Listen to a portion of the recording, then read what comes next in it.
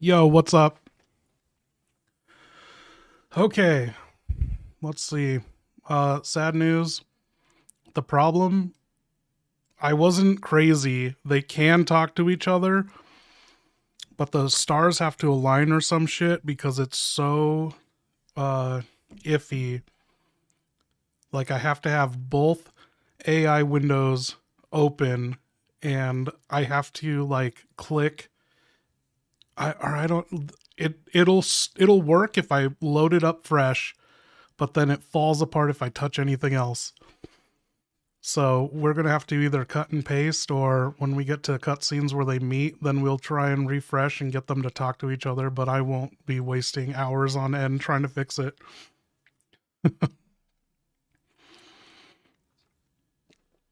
Okay. Also, there's some bullshit fucking like Mexican rap group that sampled a bunch of Resident Evil 2 soundtrack music, and they have 10 million views on YouTube. And so they're fucking like YouTube's auto censorship detection copyright system is like just auto flagging my stream and demonetizing it for playing Resident Evil intro music. Yo, what up, Artsy? Okay, where's this other one?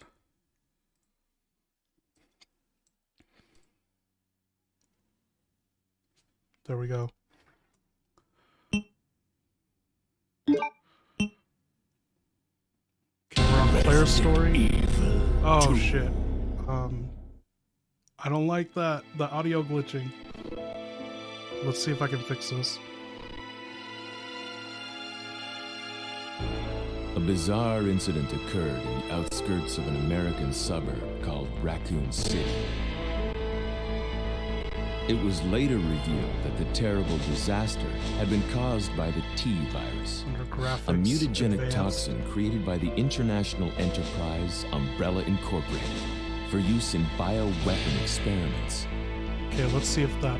The Raccoon City Police Department's Special Stars Unit immediately began investigation in the affair. The case was apparently closed, thanks to the efforts of STARS members. Oh, so this is the song that'll get us shut down. So that's so fucked. But the Umbrella Corporation's experiments were far from finished.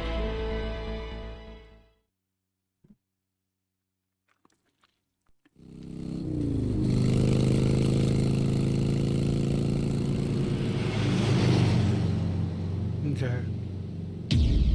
See if Claire's working. Claire only has 40,000 characters left, and then we gotta purchase more characters for her, and that's gonna be 99 bucks.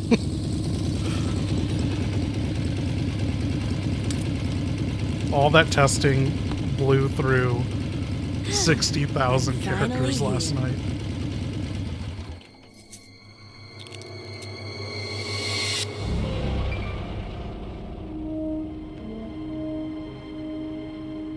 Oh, I'm gonna start new conversations with them too. Yo, what up, David? Guy's a maniac. Why'd he bite me?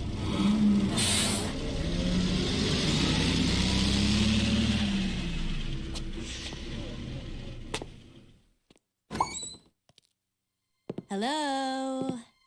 Is anyone here? Hello? Oh shit, okay. And I have an improvement. Hello? Uh-oh, she heard me. Oh! Spit it out then. If we're gonna survive this hellhole, I'm all ears for any improvements. Just make it quick. We don't have all day with these brain eaters wandering around. And for the love of God, let it be something that doesn't involve reading a novel's worth of instructions. Short, sweet, and to the undead point. Yeah? Over and out.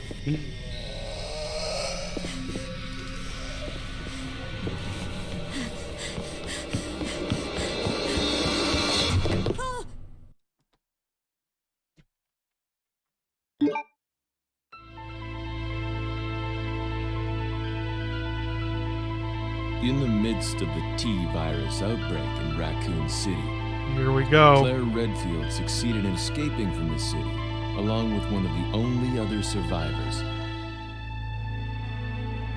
a young girl named Sherry.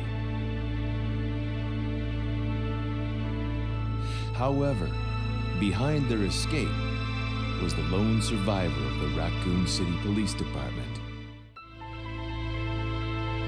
Leon S. Kennedy. Everything's working the best it will ever work unless I get another PC.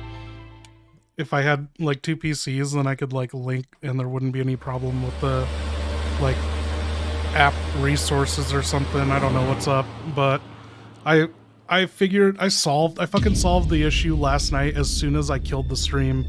5 minutes after I shut it off, I got them talking to each other, and then like I just kept testing it, and I found that it falls apart after a few transmissions. Like they'll go back and forth for like 3 or 4. What have we got here? Responses, and then it'll fall apart. And then it'll resort to one never responding to the other one.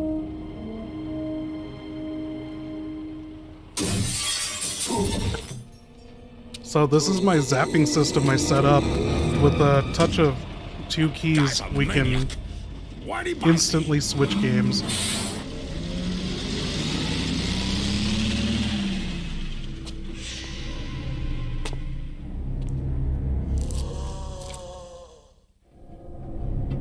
Man, what a mess. What could have done this? What was that? What are these? There hasn't really been audio glitches. Oh, and I think I turned off the HD. Don't move! Don't move! No!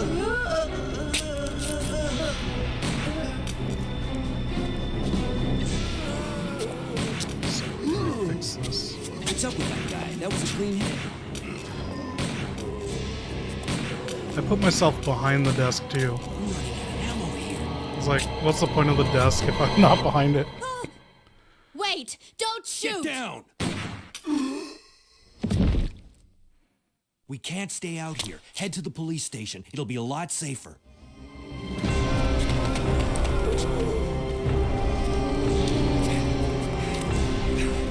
There! Buckle up. Okay. Dude, the fucking ChatGPT would not give me the backside of a typewriter. What's going on? I arrived in town, and the whole place went Great. insane. The radio's out. You're a cop, right? Yeah, first day on the job. Great, huh? Name's Leon Kennedy. Nice to meet you. Mine's Claire. Claire Redfield. I came to find my brother Chris. The stream's either gonna get better or worse with drinks. like last night, touch one wrong thing and it could all be over. Hey, could you open the glove box? Sure. There's a gun inside. Better take it with you.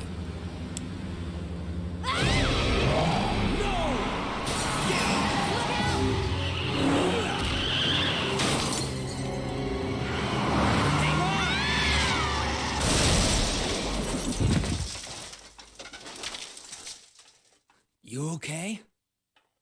Still in one piece. That maniac's gonna win! Run!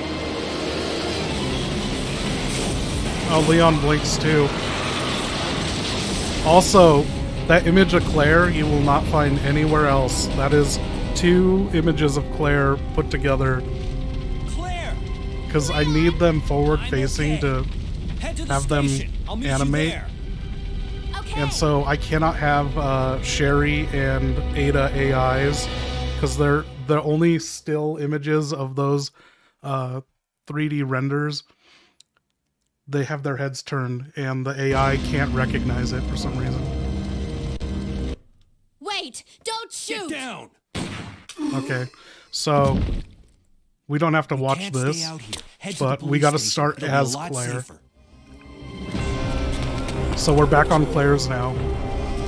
And okay, I can skip it.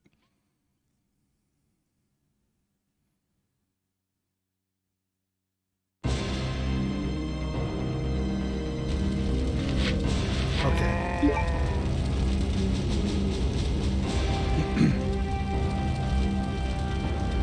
Okay, Claire, you are now stranded in Raccoon City next to a burning wreckage thanks to Leon's poor driving. You just met Leon and he gave you a handgun and wrecked his cop car. You guys are parted by an inescapable destiny and there's a bunch of zombies around you. What do you want to do?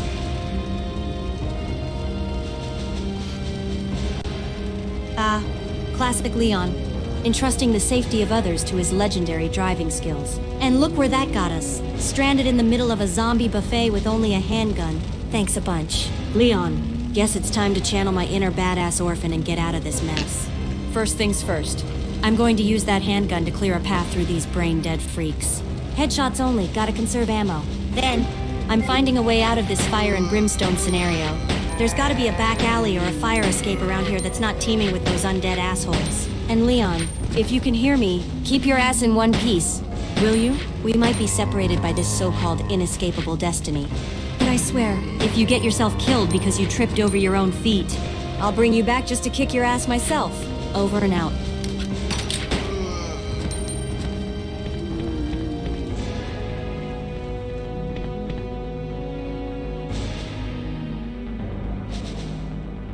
Okay, so I don't want to waste characters on saying this to her, but I'm going to tell her she cannot communicate with Leon right now. So, sorry, Claire.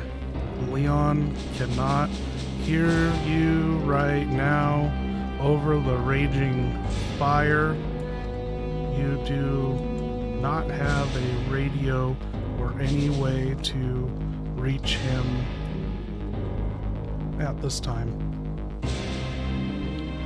And I'm just going to mute her. We don't need a response for her saying that. I just want her to understand that. Great, just my luck, stranded in a city crawling with the undead.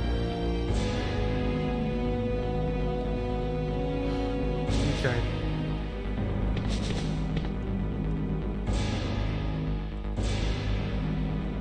She won't shut up.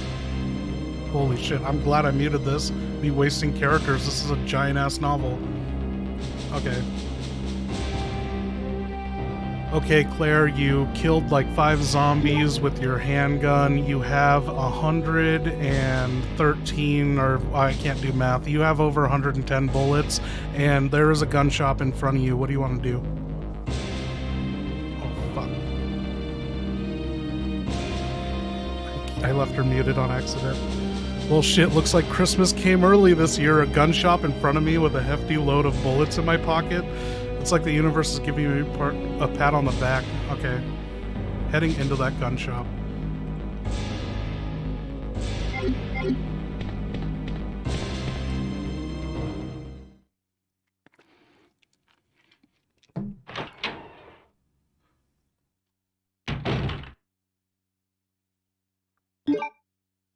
Good call.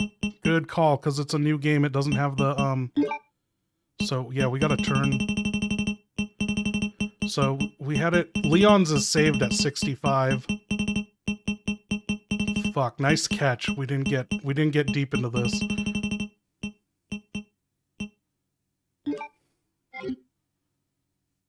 Okay. Freeze! Who are you? What are you doing here? Don't shoot! I'm a human! Ooh. Sorry about that, babe. I thought you were one of them. This was a peach What's going apricot on in vodka this Red town? Bull. Hold on. I ain't got no clue. Just a little vodka Red Bull By to the start. time I noticed I something didn't was get wrong, any sleep the last night entire because I was city was stressed about infested with last zombies. night's stream.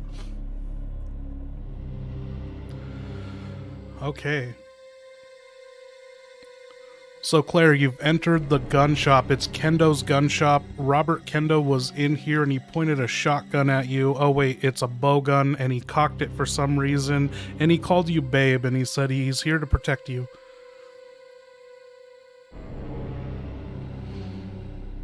Oh, fantastic. Another day in paradise. First, zombies, and now some gun shop owner with a hero complex calling me babe and pointing a weapon at me. Just what I needed. Listen, Kendall, I appreciate the firepower and the, protection, but I've got it covered. How about you lower the bowgun, and we talk about arming me up properly instead of playing knight in shining armor? There's a whole city of dead walking around. And if we're going to survive, I need more than just a handgun and good intentions. Let's make a deal. Help me stock up on ammo and weapons, and I'll help keep this place secure. Or better yet, give me some info on what the hell is going on in this city. And seriously, drop the babe thing. Last thing I need is to be patronized while I'm trying to save my brother and, you know, not get eaten. Keep that bowgun pointed at the door. Not me. We're on the same side here. Kendall, over and out.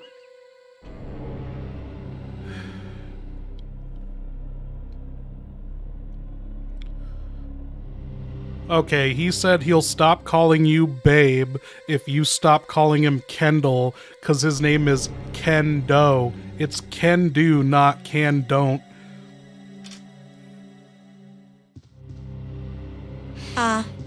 My bad. Kendo. Got it. She got it. Guess we're both a little on edge with the world going to hell in a handbasket. Let's just call it even and focus on gearing up for whatever this godforsaken city throws our way next. So, Kendo, what do you say? Let's arm up and maybe you can fill me in on any escape routes or safe zones around here. Any help would be great because, at this rate, I'm going to need more than luck and a snarky attitude to find Chris and get out of Raccoon City alive. And hey, if we survive this, first round of drinks is on me, assuming we can find a bar that's not overrun by zombies or on fire. Deal? Over and out. Okay, it looks like he doesn't really care what you do in his shop. It's kind of smashed up. There's a back door, and there might be some ammo and stuff left around, but this place seems raided.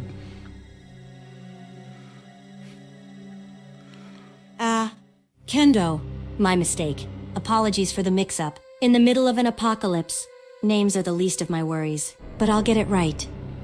Thanks for not shooting me with that bowgun over a misunderstanding. Given the state of this place, I'll take a quick sweep for any useful gear. If it's been picked over, there might still be something left behind that's useful. A few extra rounds, maybe a weapon that's been overlooked, or even some health supplies tucked away in a corner. I'll also check that back door. Could be a way out or lead to more supplies. While I'm at it, I'll keep an eye out for any repair tools. Never know when you'll need to jury-rig a barricade or fix up a weapon. And Kendo, if you've got any wisdom to share about surviving in Raccoon City, now's the time. I'm all ears. Let's make the best out of this shit show. Time to gear up and head out. Over and out. It looks like there are 2 packs of bullets remaining, and they work for your handgun. Do you want to take them, or do you want to leave them with Kendo?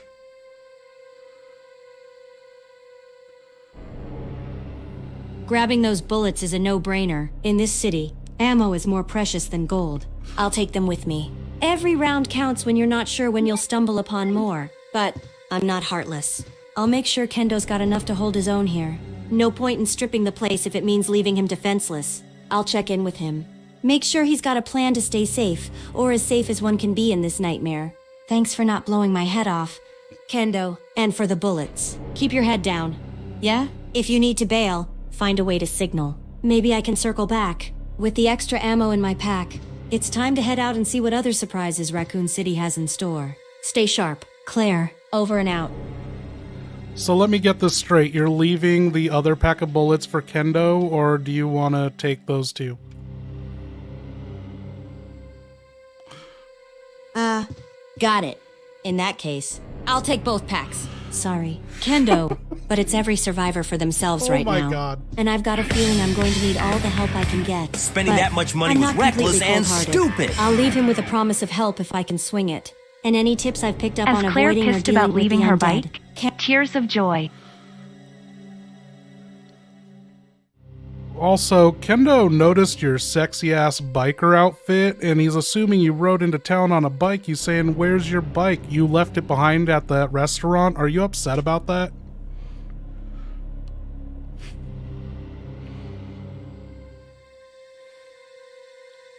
Of course I'm pissed about leaving my bike behind. Thing was more than just transport. It was a part of me. But when you're dodging death by zombie and dealing with the world's shittiest chauffeur, sacrifices have to be made. Left it at a diner when this whole mess kicked off. Not by choice. Zombies aren't exactly considerate of personal property. I'd give my left boot to see it again, but right now, surviving takes precedence. Besides, if I manage to make it out of this alive, I'm getting myself a new one. Maybe something with more firepower. and a sidecar for stray dogs. Or Leon, if he behaves. Thanks for noticing the outfit. Kendo. It's my end-of-the-world chic. Now, if only I had the bike to match. Time to move on and make do without it. Raccoon City won't save itself. Over and out. Yo, what up, Fantasia? Man, she says a lot of the same shit Jill is saying. Like, is that just AI talk? Like, Raccoon City's not going to save itself? Jill said that so many times. Okay. I need to hit... Oh, no. Okay. Fuck. If I have this window open, then I can't send screenshots. But if I click on this window...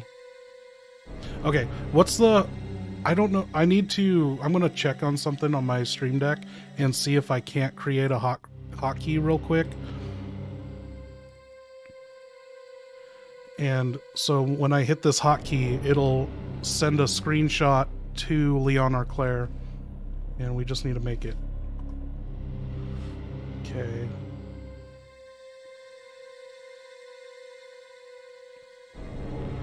Hotkey. Now click to assign. And what is it?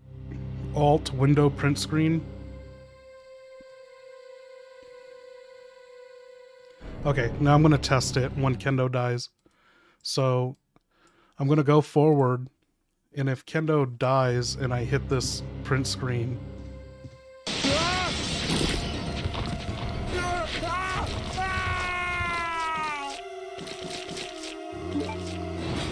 Now let's see if I can cut and paste it. Oh, it didn't work.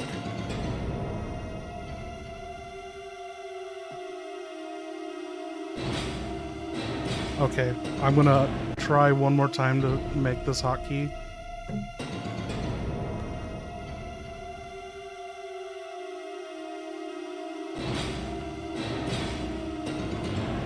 There we go.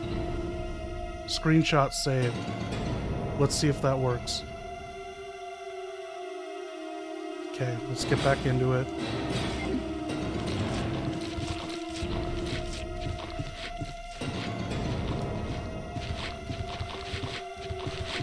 Okay. I just want to test it. We don't need... I don't care if this responds here. Oh, fuck. I fucked it up. But here, let's see. It doesn't work. So there's... Weird. Oh. Okay, let's try one more time.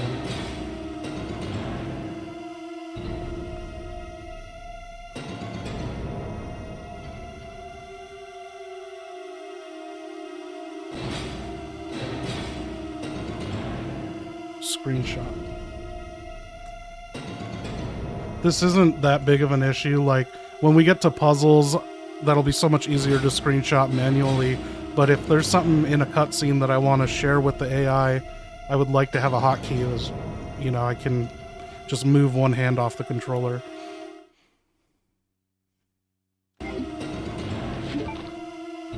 Okay, let's see if this works.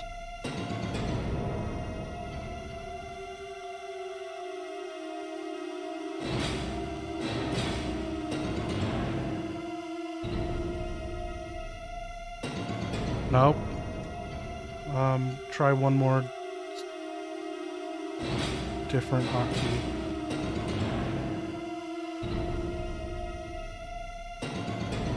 Okay. Let's see. Test. Paste. It worked. Okay. Okay. We don't need to show her that death because that'll just end up getting me bit. But now this hotkey works. So, in the heat of the moment, I can send her pictures.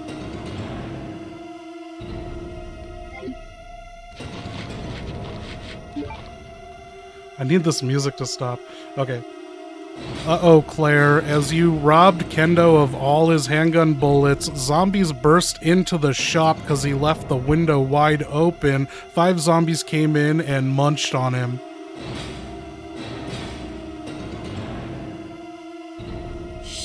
That went south fast. Sorry. Kendo, guess we both underestimated the situation. This is a fucking mess. Exactly why you never leave a window open during a zombie apocalypse. Amateur move. All right, time to make this count and not let those bullets go to waste. I'll use them to clear out the zombies that got in. It's the least I can do for Kendo after. Borrowing. All his ammo. Gotta make each shot count. Aim for the head. Conserve ammo where I can. After that, it's time to hightail it out of here through that back door. This place is compromised, and hanging around will just attract more of those flesh eaters. Kendo's sacrifice won't be for nothing. I'll survive this hell for both of us. Damn. This city is a graveyard of good intentions gone wrong. Time to add Zombie Slayer to my resume. Over and out. So it looks like Kendo, he stopped breathing. He is dead, but remember, he might have some stuff on him, like that bow gun he shoved in your face. Shit. That went south fast. Poor Kendo. Guess this city doesn't discriminate on its menu. I'll make this quick. I need to check Kendo for that bow gun and any other supplies he might have. It's cold, but survival doesn't care about niceties. With those zombies barging in, I've got to be fast. Snag the bow gun. Any ammo? And if he's got keys to anything useful, like a safe or a back room, I'll need those too. Sorry. Kendo, this is fucked up beyond all belief. I'll make good use of this. Promise. And I'll try to put a good word in for you if I ever get out of this hell. With the bow gun in hand, it's time to get the hell out of here. This place is compromised, and I need to keep moving. Find a way to the streets. Look for survivors, and keep searching for any clues about Chris. This city's a death trap, but I'm not ready to give up just yet. Stay focused. Claire, it's what Kendo would have wanted. Over and out.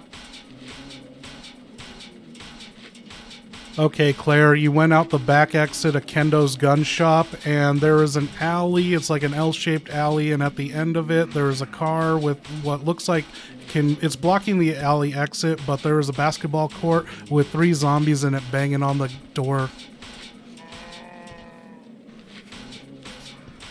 I need a few more drinks. Things went south faster than expected. Poor Kendo. Guess that's one more for the guilt pile, but no time to dwell. Survival first. Mourn the dead later. Exiting out the back into the alley. Looks like I've got limited options. A car blocking the way and a basketball court turned zombie pen. Fantastic. The car's a no-go without keys or a miracle. And those zombies on the court aren't going to play nice. Time to think like an orphan with nothing to lose. The basketball court might have another exit. Or I could use it to circle around the blockage. Going to have to deal with those 3 brain munchers. Though, good thing I swiped all those bullets from Kendo. I'll approach quietly. Take aim, and make each shot count. If there's a chance to slip by without wasting ammo, I'll take it, but I'm not about to get cornered for the sake of stealth. Time to show these zombies that Claire Redfield doesn't mess around. And hey, maybe I'll find something useful in the court. An orphan can hope, right? Over and out. Well, you killed the zombies in the basketball court, but the chain link fence door, it doesn't open from the outside. You can't open it.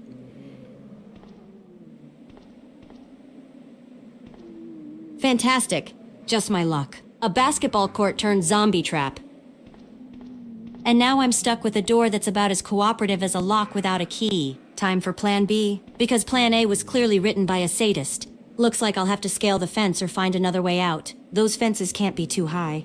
A bit of climbing never hurt anyone, well, except for the potential of a twisted ankle or a surprise zombie on the other side. But when in Raccoon City, you roll the dice and pray you don't land on a double 6. If climbing's out of the question, time to get creative. Maybe there's something in this court I can use to break the lock or jury rig some kind of leverage. A pipe, a broken basketball hoop pole, anything that gives me an edge. And if all else fails, backtracking might be the only option. There's gotta be another route or a hidden passage around here somewhere. This city's full of surprises. One of them's gotta be useful. Let's do this. No fence or locked gate is keeping Claire Redfield from finding her brother and getting the hell out of zombie hell. Over and out.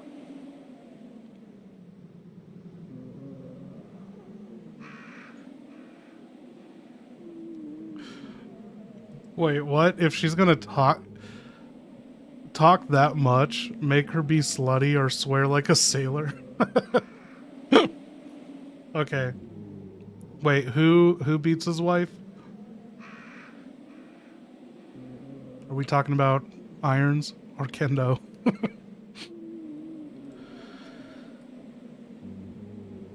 Yeah, Claire, there's no backtracking because Kendo's was like locked up and I don't know what, he ate the key or something. And there is that car at the end of the alley that's blocking the way. Classic. Fucking classic. Kendo's digested by zombies. The back door's a one-way ticket to a dead end. And now a car's playing gatekeeper in an alley. Feels like I'm stuck in a bad horror movie with a budget too low to afford a decent script. Alright, time to get creative. If the car's the problem, then the car's also the solution. It's blocking the alley, but there's got to be a way to move it. No keys. Sure, but there's always the old push and shove. Except I'm one person with a zombie workout plan, not a bulldozer. Wait a minute. If this car's here, it means it got here somehow. Which means there's got to be a way to move it back. I'll check for any possible way to disengage the brake or shift it into neutral. If it's an automatic, there might be a way to access the shift lock override. Worst case scenario, I start looking for anything around that could be leveraged to move this damn thing even a few inches. Remember, Claire, you're a Redfield. And Redfields don't let a little thing like an inconveniently parked car stop them. Time to put my back into it or find something in this alley that can. Over and out. Well, it looks like you can't move the car, and the car's not actually a car, it's Kendo's gun shop van, and it has bullets in it. Do you want to steal more of Kendo's stuff, even though he died? Also, as you looked at the back of the van, a zombie broke the gate open to the basketball court.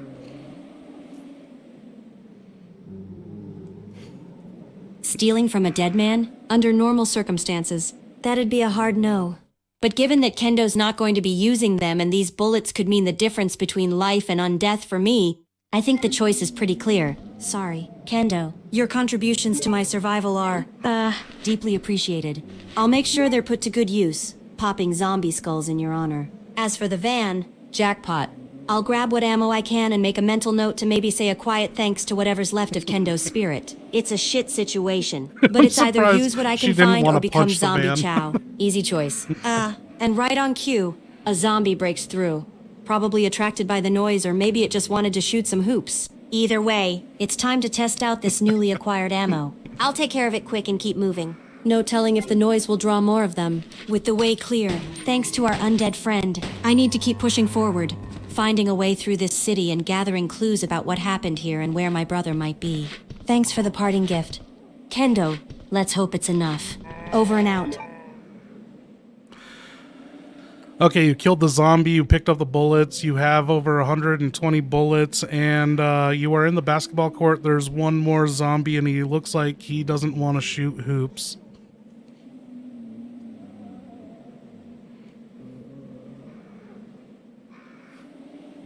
Guess it's time to deal with our friend who's not here for the love of the game, with over 120 bullets. I'm not exactly sweating it, but no need to waste ammo if I don't have to. Nice. Still, can't take chances. Who knows when I'll get another ammo windfall like this? I'll take aim and put him down quick. No fancy footwork needed, just a straight shot to the head. Efficiency is key in the zombie apocalypse. After all, once that's taken care of, I'll do a quick sweep of the basketball court for any other supplies or exits. It's always worth checking. You never know when you'll stumble upon a hidden stash or a way out you hadn't noticed before. Remember, Claire, it's not just about surviving. It's about doing it smart. Time to keep moving and stay one step ahead of the undead. Over and out.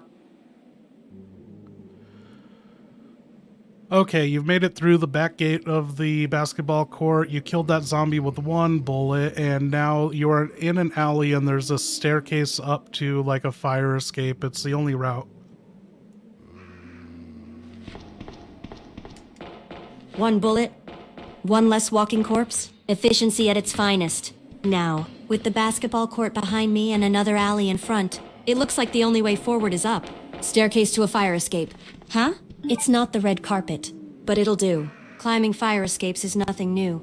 Did enough of that back in college when the parties got too wild or the exits too crowded. This time, though, the stakes are a bit higher than avoiding a noise complaint. I'll make my way up the staircase, keeping an eye out for any more surprise guests. The higher ground might give me a good vantage point on what's ahead, or, with any luck, spot a safer route through this urban maze. Always climb as if something's biting at your heels, because in this city, it probably is.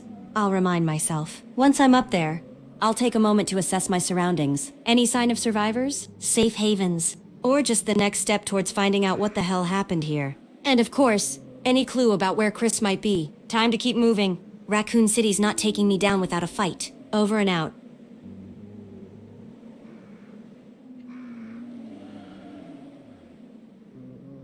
Okay, you are in an alley that's kind of blocked by a dumpster, but it's waist high. You can climb over it. On the other side, there's a sexy bitch lady zombie that's kind of rocking shorts better than you. And then there are 3 other dudes. What do you want to do about them? They're all zombies. Well, looks like the zombie apocalypse doesn't discriminate based on fashion choices. Sexy bitch lady zombie in short shorts? Huh? Raccoon City really is full of surprises. Here's the plan. The dumpster's not a problem. I'll get over it. As for fashionista zombie and her entourage, it's time to show them that it's not what you wear, it's how you aim that counts. With over 120 bullets, I've got enough to go around. But no need to get wasteful. I'll aim for headshots. Keep it clean and efficient. Sorry, lady, but those shorts are about to go out of style, permanently. I'll deal with them swiftly, keeping any unnecessary noise to a minimum. Last thing I need is to turn this into a block party with more undead guests. Once they're dealt with, I'll continue to navigate through the alleys, keeping an eye out for any more supplies or clues. This city's a labyrinth, but there's got to be a way through it. And if there are more zombies in short shorts, I'll be ready. Fashion critique at the end of the world. Who wears it best? Hint, it's the one still breathing. Over and out. Hey, just an update. A zombie played dead. You thought you killed him with a headshot, but he was faking it, and then he bit your ankle.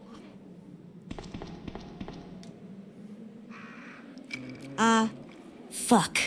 Sneaky bastard playing possum on me. That's the last time I underestimate one of these walking decompositions. Especially when they start getting smart enough to fake their own second death. Alright, damage assessment. An ankle bite's not the end of the world, but it's damn inconvenient. Gotta make sure it doesn't get infected. In a place where the healthcare's gone to hell and the doctors are more likely to eat you than treat you, personal hygiene's become more critical than ever. First thing's to bandage it up. Hopefully. I've scavenged some medical supplies by now. If not, I'll have to improvise, tear off a piece of clothing or something. Gotta keep moving.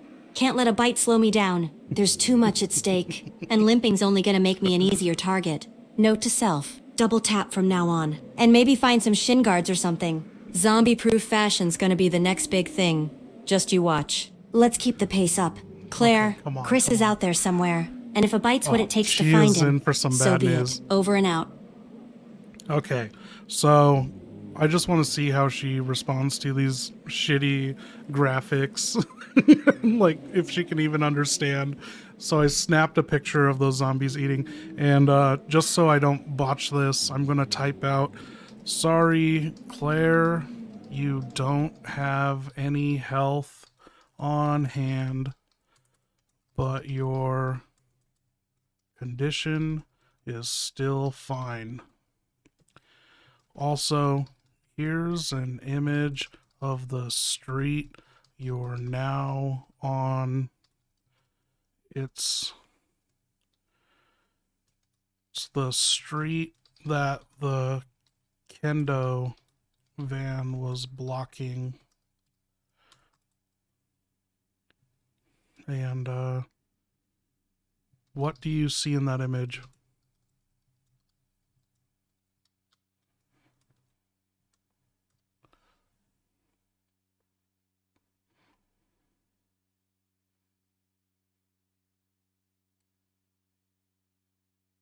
And well, this yo, is a what up, real shit Curtis? show. The street's a mess. Corpses everywhere. A classic Raccoon City welcome mat. There's a patrol car crashed near the sidewalk, probably one of the last desperate attempts to maintain order in this chaos.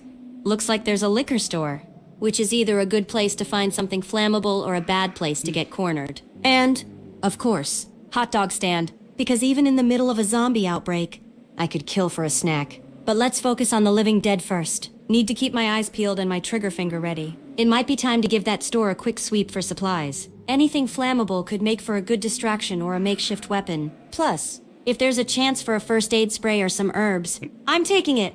Raccoon City's generous with bullets but stingy with band-aids. I'll proceed with caution, conserve ammo, and aim true. Need to stay on top of this if I'm going to figure out what's going on and find Chris. Let's hope the liquor store's got something other than booze. Over and out.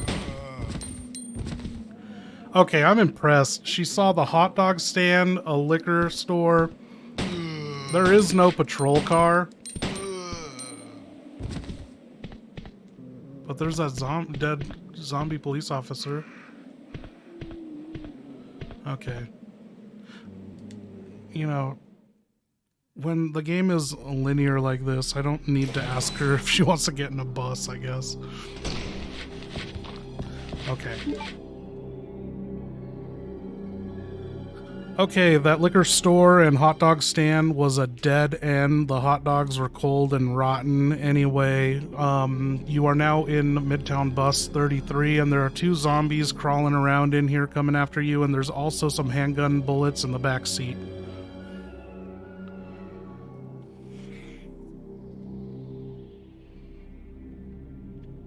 Just my luck. Cold and rotten hot dogs and a couple of zombies to share a bus ride with. If this is public transportation in the post-apocalypse, I think I'll walk. All right, focus. Claire, 2 crawlers in a confined space could get tricky, but they're slow, and I'm not. I'll put them down before they get too close. The bullet's on the back seat, though that's a good find. Seems like every cloud has a silver bullet lining in this city. I'll take the shots carefully, conserve my ammo, and grab the extra rounds. No time to check for a bus schedule. This service has been permanently canceled. Once the undead are dealt with, I'll do a quick check for any other items of interest and then find my way out of this metal death trap. Gotta stay mobile and keep searching for answers. Over and out.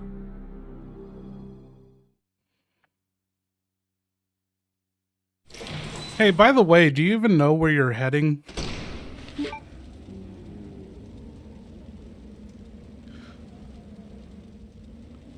Crawling zombies and more bullets? Feels like this bus is a microcosm of the city itself. The handgun ammo in the back is a good find. I'll grab it and make sure these floor crawlers don't get a chance to take a bite out of me. As for where I'm heading, in this mess, it's hard to say. I'm trying to find any clue about where Umbrella's tentacles haven't reached. A place where survivors are gathering, or any signs of Chris. Hey, heads up, this is your first outing as Claire Redfield in 1998. You know nothing about Umbrella. Forget that shit. Erase that from your mind.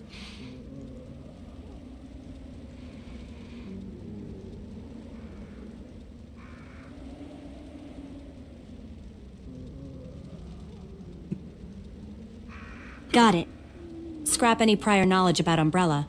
I'm winging this with what I've got, which, let's face it, is mostly just guts and bullets at this point. As for direction, I'm flying blind here, but I'll keep an eye out for any landmarks or signs that might point me to the Raccoon Police Department.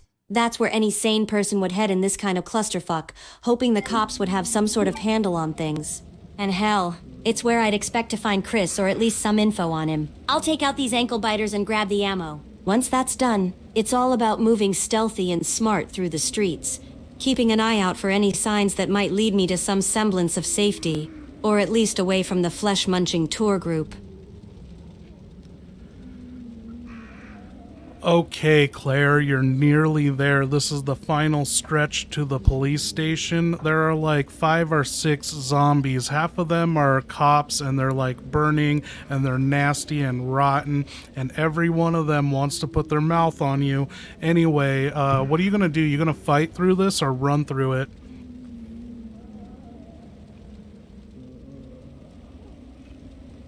Right. No clue about Umbrella. Got it. Okay. Here's She's the plan. so behind. Conserving ammo is priority, but I can't get swarmed. If I can avoid a fight, I will. If those zombies are as crispy and slow-moving as they sound, I might be able to outmaneuver them. I'm going to run for it, weaving through them like I'm in some twisted version of dodgeball. But if one of them gets too close, I won't hesitate to put a bullet between its eyes. The police station is the goal.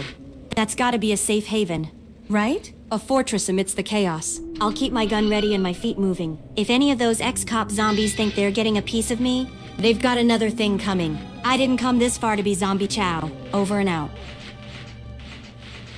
Okay, you're at the front courtyard of the RPD. You have 2 routes to take. You can cut through the garden, or you can go under the underpass.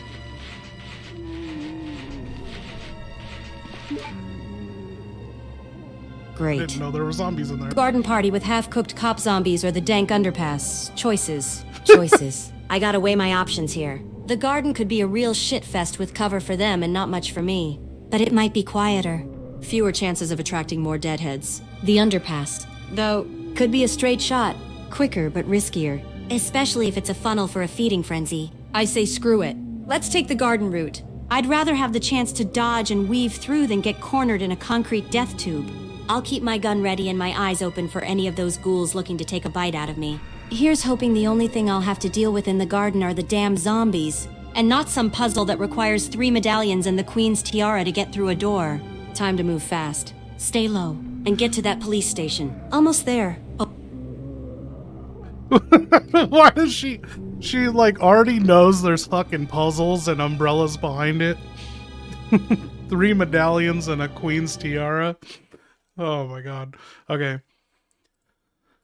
So before you could step into the garden path, a zombie came out. You were talking about dodging and weaving. Do you still want to do that, or do you just want to blow him? And by blow him, I mean blow him away with your gun.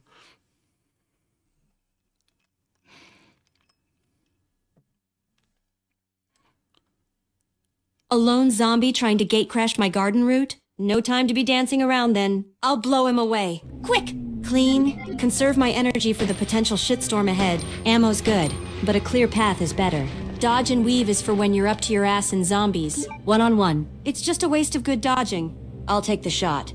Make sure it counts. And keep moving. Time to get to the RPD without any more surprise parties. Over and out. This content may There's another zombie. His twin is coming after you. What do you want to do about him? He's kind of got you in a bottleneck. I don't think you can dodge this one.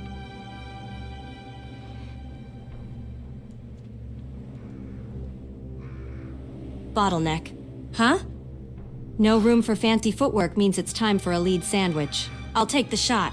Aim for the head. No playing around when they've got you cornered like that. It's kill or be killed. And I'm not about to be today's special on the zombie menu. Twins are great in horror movies until they're trying to eat your brains. Then, not so much. Let's make this quick and keep that RPD in my sights. Almost there.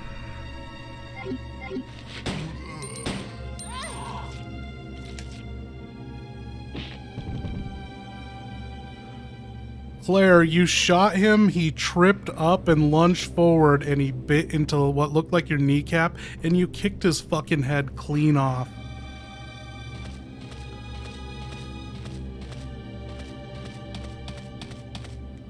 Son of a bitch got a lucky shot in.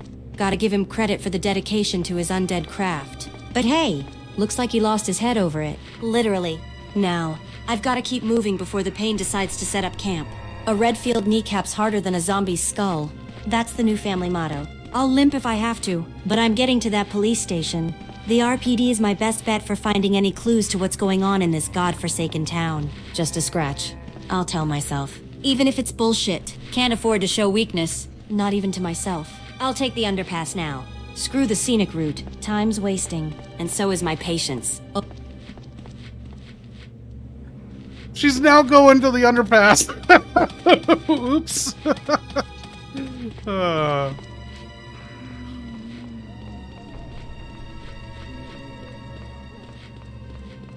Okay.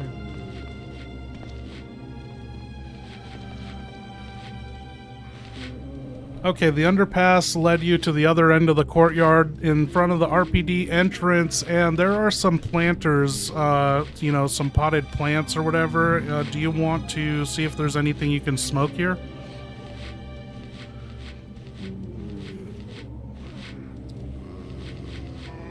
Herbs in a planter at the RPD entrance? Well, in any other city, that'd be a gardener's dream. But here it's more like a survivor's lifeline. Better check them out. Raccoon City's greenery tends to be more useful than most. I'll take a look and see if there are any of those medicinal herbs. Yo, thank you, Andre. Gotta I'll love keep the this irony up of for finding like something 24 healing hours, in the then middle of all it's this going death and private until decay. From pot to pot, as the saying goes, though I doubt it's ever been quite this literal. If there's something to patch myself up with, I'm taking it. No time for home gardening, exist? but plenty of time for Oh, self-medication. Redfield rule This number is 1, different on always easy? keep moving.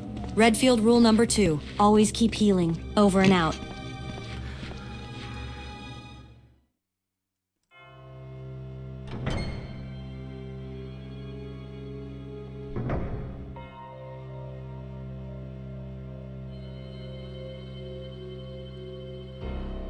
Okay, paste. There were no herbs in the planter. Just, okay, and now you entered the RPD front entrance. Take in the view. I sent her the image of the hall.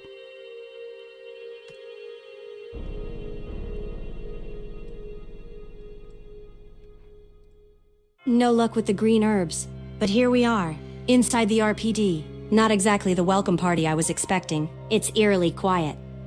A little too quiet for comfort. This place has seen better days, and by the look of things, all hell broke loose here, taking in the view, the grand hall, the fountain. Feels like walking into the belly of the beast. I've got to stay sharp, search the place for any supplies or signs of life, and keep an eye out for more of those shambling assholes. Time to get to work, find out what happened, and look for any trace of my brother. If there's an answer to this madness, it's gotta be here somewhere. Over and out. Okay, what does this say? I'm showing her the... Okay.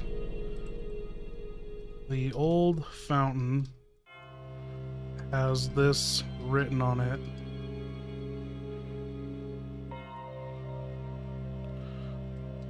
To obtain the key to open your heart, I'll wait for the unicorn, the beautiful beast.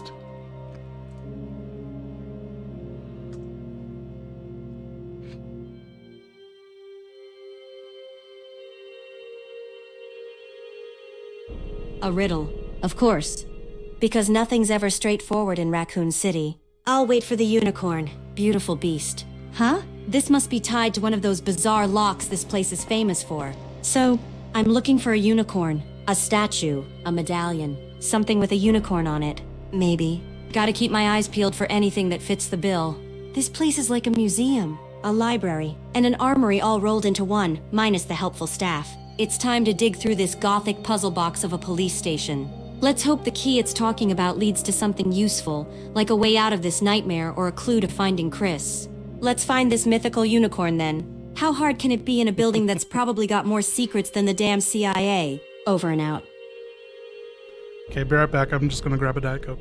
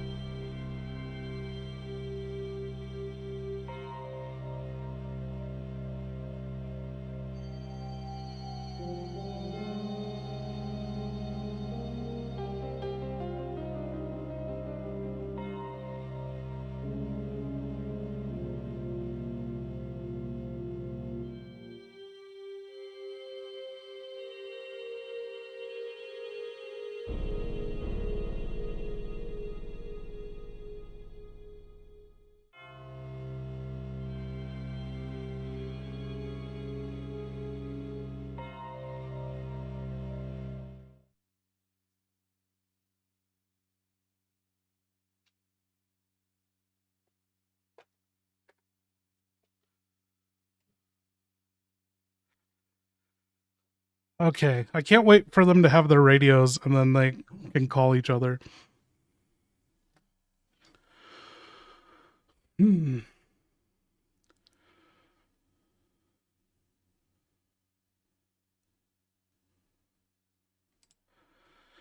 Okay, Claire, you're in the hall of the RPD, and there are 2 doors to the west and 1 door to the east, and then there's a reception desk.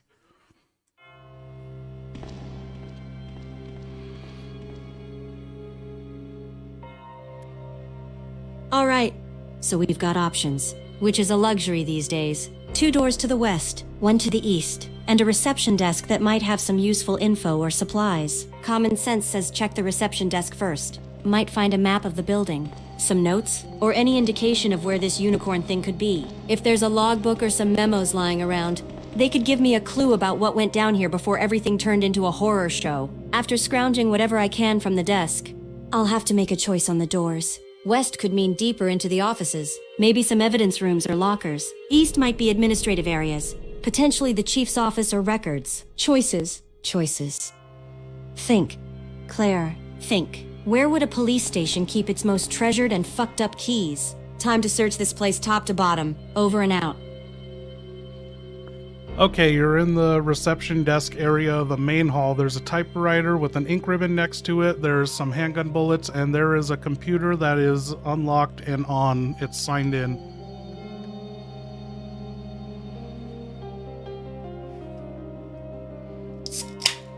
Typewriter and an ink ribbon. Huh? Good. I can keep a record of what's gone down, in case. Well, in case things don't go as planned. Plus, more bullets are always a blessing in this undead nightmare. As for the computer, being signed in is a lucky break. I'll see if I can access any security cameras or unlock electronically sealed doors. Maybe there's a map or some kind of records that could tell me where to find this damn unicorn. Modern tech in a police station from the Dark Ages. Let's hope whoever was here before had a penchant for note-taking. Time to do some detective work of my own. Here's to finding something more helpful than a screensaver. Over and out. I'm sending her the screen capture. This is what the PC had to say. Also, it has parental locks. You can't view any porn on it.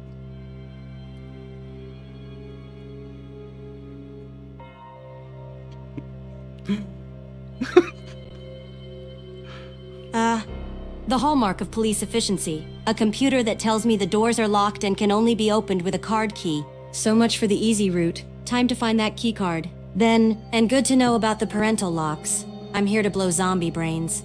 Not browse the dark corners of the internet. Card key for hall side doors. Got it. Just add that to the shopping list.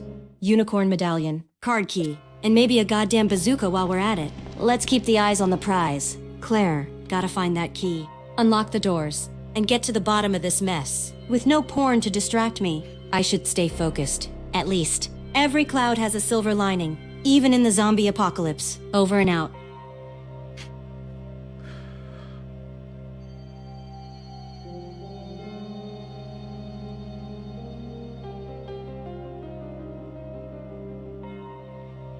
She broke.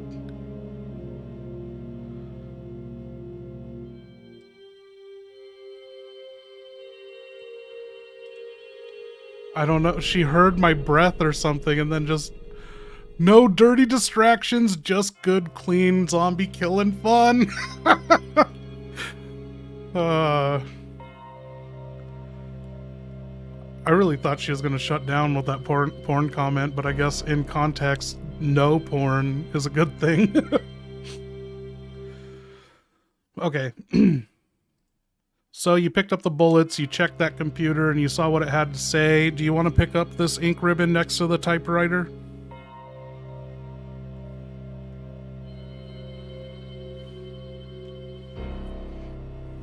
Yeah. I'll snatch up the ink ribbon.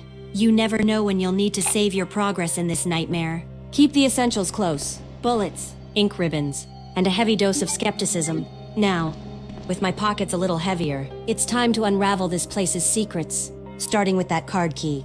Time to get moving and keep an eye out for anything that resembles a unicorn or a card key around here. Over and out. Okay, you got the ink ribbon and you have 3 uses with it. Do you know what to do with it?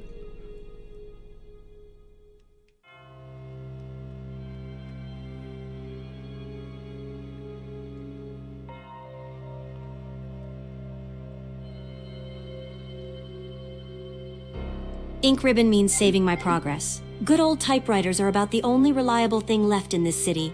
I'll keep it handy for when I need to record what I've done. Just in case I end up taking a dirt nap sooner than planned. I've got 3 chances to save, which means I need to be smart about when to use them. No point in saving just before I become zombie chow. I'll look for a secure spot or after making some significant headway. Save early, save often, they say. Well, They've never had only 3 ink ribbons to work with in a city overrun by the undead. Let's make 'em count. Over and out.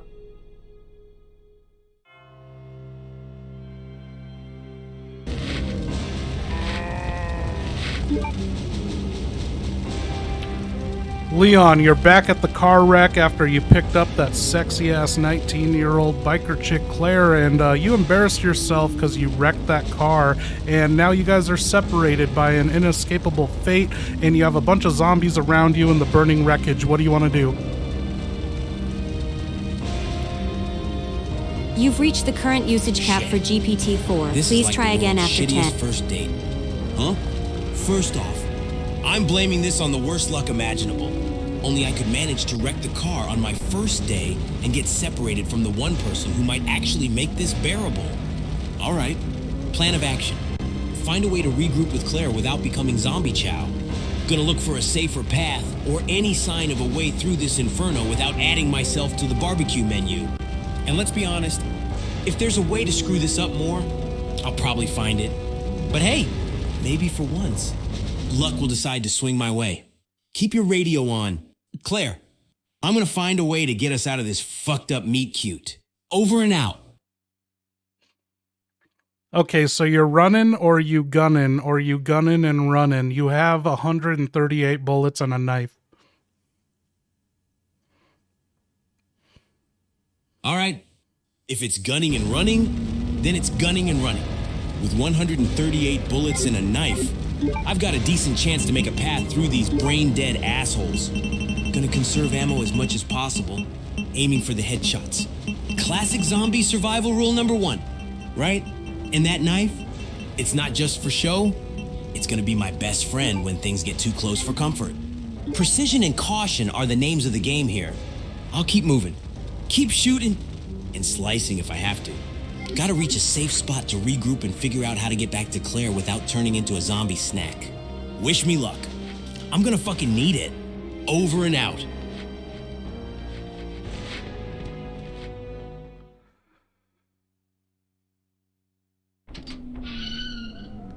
Okay, you've made it to the back parking lot of the RPD. You've never been here because you're fucking late to your first day on the job. Why are you late?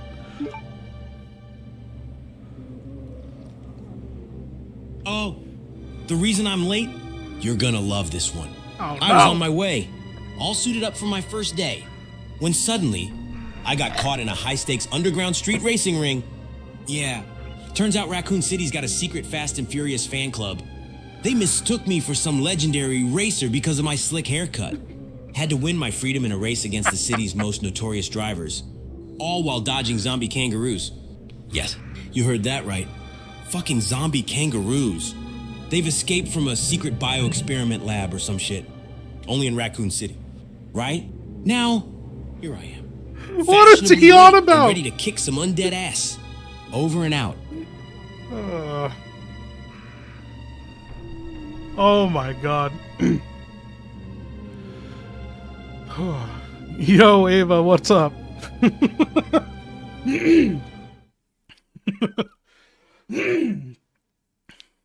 Okay, so what do you want to do in this parking lot? To your east is a door to a shack, and then to the west there is the like office for the parking garage area, and there are a couple zombies that would be your coworkers if they were alive.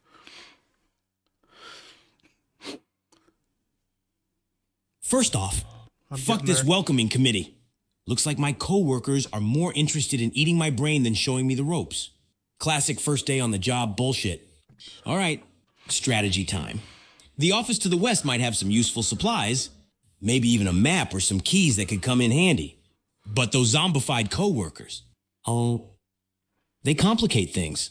I've got enough ammo, but I need to be smart about this. Stealth is the name of the game. Take them out quietly if I can. Save the bullets for a real emergency. That shack to the east, though, could be a wild card. Might be something useful in there. Or it could be a dead end. But you know what? Dead ends are better than dead Leon. I'm gonna check out that shack first. See if there's anything I can use or some intel on this place. Gotta be something useful in there, right? Once I've scoped out the shack, I'll circle back and deal with my coworkers. Maybe I'll find something to make that encounter a little less bitey. Wish me luck. Claire, I'm diving into the unknown here. Over and out. Oh yeah, just a heads up, you cannot communicate with Claire right now, so you don't need to be saying over and out, as you guys do not have any way to communicate. She is on her way trying to get to the RPD from the other side, and you went to that shack and it was locked and you killed one of your undead coworkers, but there are 2 more blocking the way to the office.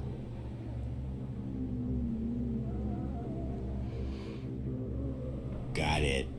Without Claire on the line, it's just me and my thoughts? Hey. And a couple of undead roadblocks. Fantastic. That shack being locked is just my kind of luck. Took down one of the undead colleagues. Though, at least there's that. With 2 more between me and the office, it's time to get creative. Can't waste too much ammo. So maybe it's time to put that knife to good use again. A silent takedown would be ideal. But with 2 of them, things could get dicey. I'll need to lure one away, isolate them. Maybe I can use something in the environment to make noise, draw one's attention. If I can take them out one at a time, I'll stand a better chance of getting into that office without turning this parking lot into a bullet buffet. Once inside, I better find something worth this hassle. Keys, ammo, a fucking first aid spray. Anything. This is turning out to be one hell of a first day. No communication, no backup, just me in a city of nightmares. Time to get moving. Yo, human, you missed Claire getting to the RPD. She met Kendo, who she was calling Kendall, and then she was glad to find that she couldn't look up porn on the RPD reception office computer. Okay, yo, Leon, I know you're a rookie and all, and so I don't blame you for this, but you really suck at knifing and got bitten by both your undead colleagues, so I suggest not ever using the knife ever again. Well, shit. That's a lesson learned the hard way. Guess my knifing skills are about as effective as a screen door on a submarine. Thanks for the heads up. I'll stick to the firearms from now on. Clearly, close combat is not my forte. Time to rethink my approach. Keeping distance is key. I'll use my ammo more strategically, aiming for those critical headshots. And since I'm now sporting a couple of love bites from my dearly departed colleagues, finding some medical supplies has shot up to the top of my to-do list. This job really doesn't pay enough for this kind of workplace hazard. No more, mister. Nice, Leon. It's time to get serious and make every shot count. Let's hope the office has something useful, like a bandage, or better yet, a big neon sign pointing to the exit of this nightmare. Inside the office is a cabin key. Do you want to take it? Also, you went through a whole magazine killing those 2 undead coworkers, but now the parking lot is secure.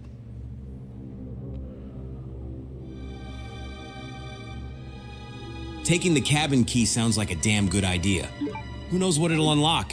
Hopefully something useful, like a stash of supplies or maybe a way to get deeper into this mess with an actual chance of coming out the other side. Burning through a whole magazine on those 2 wasn't exactly my idea of ammo conservation, but securing the parking lot might give me some breathing room. At least now I can move around without constantly looking over my shoulder for those undead assholes. With the key in hand and the parking lot secure, it's time to figure out what this key opens. Gotta be something around here that can give me an edge or at least patch me up a bit. Let's see where this key leads. Time to keep moving. Stay sharp. And maybe, just maybe, find a way to get out of this hellhole in one piece. I know you're an inexperienced rookie late for your first day on the job, and you're not very smart. Like, you don't have experience. I'm not being mean. Anyway, can you think of any locked doors you've encountered that might need a key?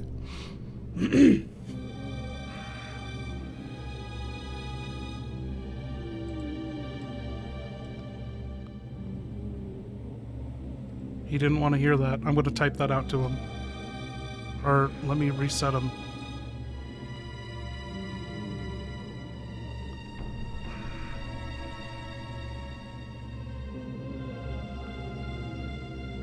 Oh no. The extension's missing? Okay, there we go. there's some hiccup.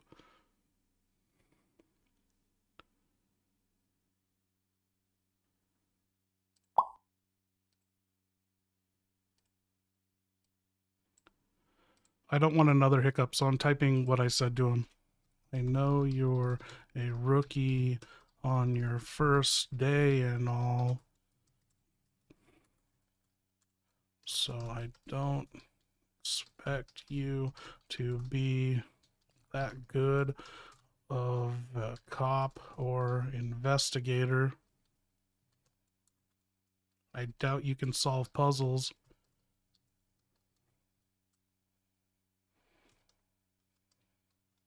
Anyway, I'm not going to say that. That's mean. I'm sure you can solve puzzles.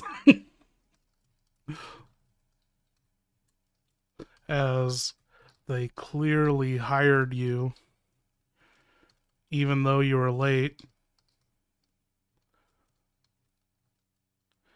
But can you think of any doors that this key could be used on? Have you encountered anything like a door before?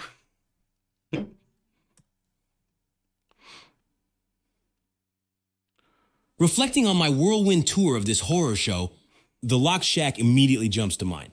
Given the scarcity of options and my knack for stumbling into trouble, it's pretty much a beacon in this chaos.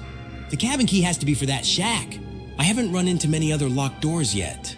But in this place, every locked door is a mystery begging to be solved or a trap waiting to spring. Considering my situation, I'm not just a cop or an investigator today, I'm also a puzzle solver, albeit a reluctant one. Raccoon City's idea of a welcome wagon is more twisted than any puzzle I imagined on the job. For this Armed kind of with the key situation. and a slightly bruised ego from my earlier misadventures, it's time to head back to that shack. Let's hope it's a treasure trove of supplies, or at the very least, a clue about how to get out of this nightmare. Given the day I'm having, I'm half expecting to find a puzzle box that unleashes hell itself.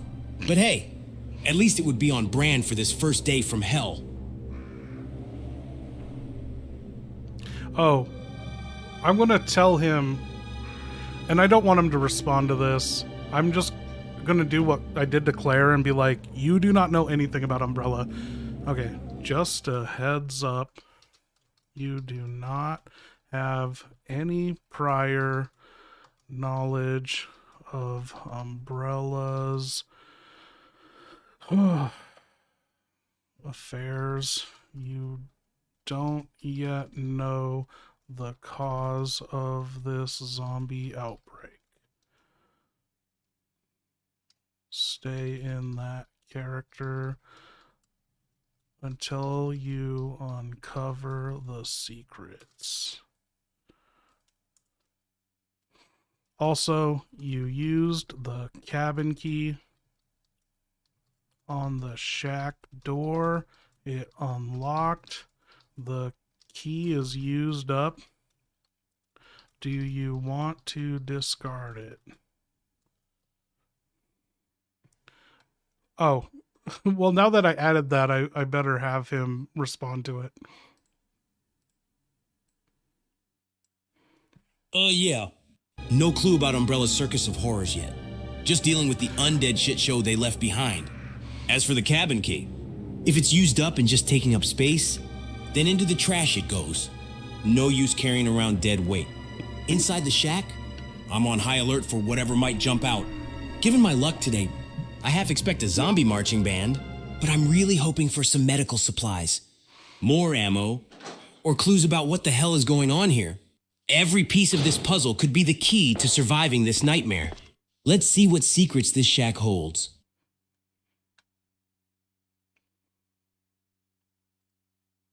Okay, it looks like in this shack there is a typewriter on a little desk, and there's an ink ribbon that you could probably pick up, and some handgun bullets, and there's a sexy calendar of a swimsuit model.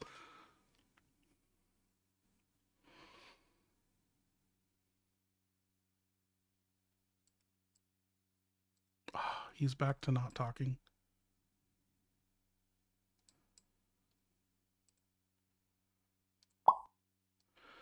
Okay, Leon, in this shack, there is a desk with a typewriter, some handgun bullets, an ink ribbon, and there's like a sexy pinup girl. It's in a bathing suit with some big hair. She looks like she's from the 80s. Well, looks like I've hit the jackpot. A typewriter for saving my sorry ass, some much needed bullets, and an ink ribbon. And hey, the pinup girl's a nice touch. Adds a bit of charm to this horror show.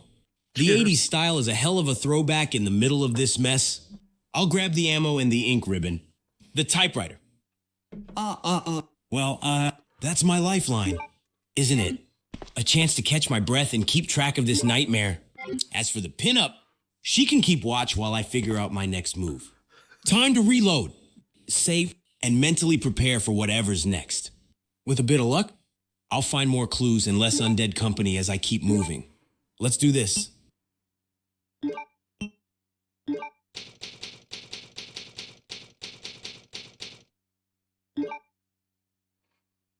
Okay, you said you wanted to save. You saved. You now have 2 uses left in your ink ribbon. You have 4 bullets in your handgun and 135 rounds for your handgun. Do you want to go out the other exit of the shack?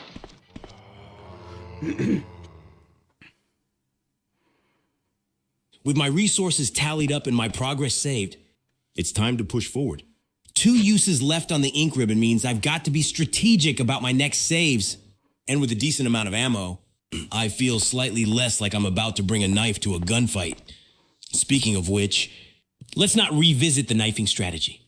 Heading out the other exit of the shack sounds like the next logical step. It's anyone's guess what's on the other side, but staying put isn't an option. With my handgun ready and a sharp eye out for trouble, I'm as prepared as I'll ever be. Time to face whatever this hellhole throws at me next.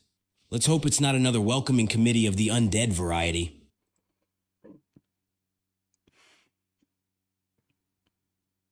Sorry, 1 second. I got to message someone.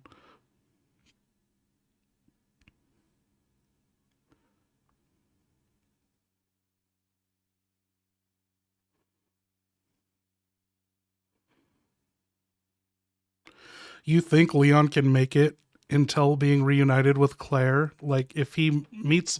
So... Shit. So we gotta leapfrog these... Oh, what the fuck was that noise?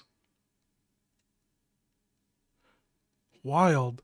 Do you hear that? So if we leapfrog these chat GPTs, they might never communicate to each other. We'll have to like slow it down at some point so it can catch up. Or no, you know what? They don't have that big enough of a brain that whatever one I'm playing as, I can put the other one on 3.5. And so they'll always be able to communicate if they need to communicate, and one will always be big brain, then can help the other. Dude, that's great. That'll utilize the radio. So like, say dumb brain Claire comes to a puzzle that she can't see. She can then relay to Leon, and Leon can give her hints. He can see the images and help her, and vice versa. Oh, dude, thanks for stopping by, David. Yeah, if you guys are members like David and patrons, you will be able to view these streams later, as they won't stay public until I'm like, you know, I'll eventually make a full scripted video on all the highlights. But you know, when I'm done streaming this, it'll be up for like 24 hours, and then it's going to my members and patrons, and it'll remain there. But you know, the scripted video's a lot better. I mean, I'm sure it's fun being here live, but the scripted, or not the scripted, like, it's not scripted, but I mean the edited highlight videos, you know, you get all the highlights condensed. Much rather watch that. Sorry for everyone who was here last night. 4 hours of technical difficulties. But I didn't cry. Okay, if you open that door in scenario 1 and zombies enter the cabin, that's the noise of them breaking in. Yeah, I wonder if there was some zapping system with that. The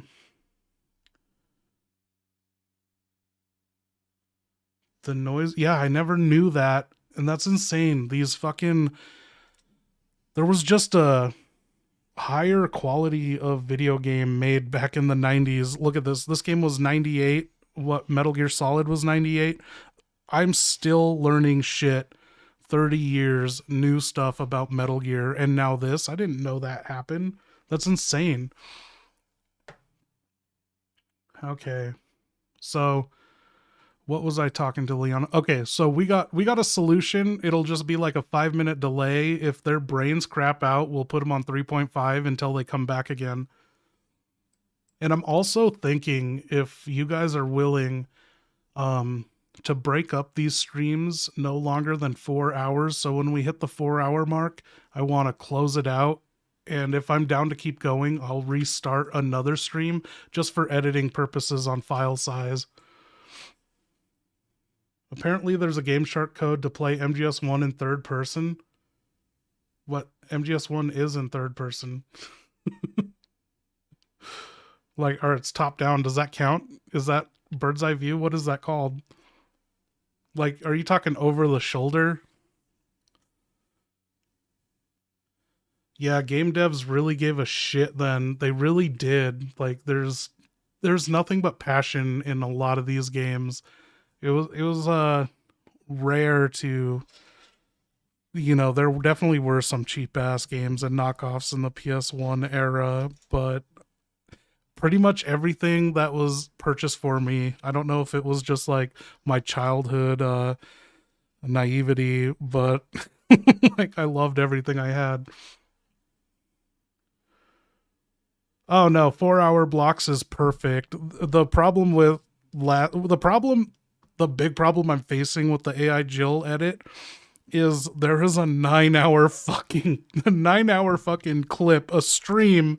It's 9 hours and it's caused a lot of issues, and that's part of why I broke it up into two. Is like, dude, getting into this, it's a headache, and I've like transcoded it and that didn't help much. And yeah, so I was like, never again will I do 8 hours or 9 hours in one sitting. I will break it up. I'll take like a 10-minute break and then reboot the stream. But where are we with Leon? What was he talking about? What did I say to him that he didn't register before? Anyway, before he speaks, I gotta piss real quick.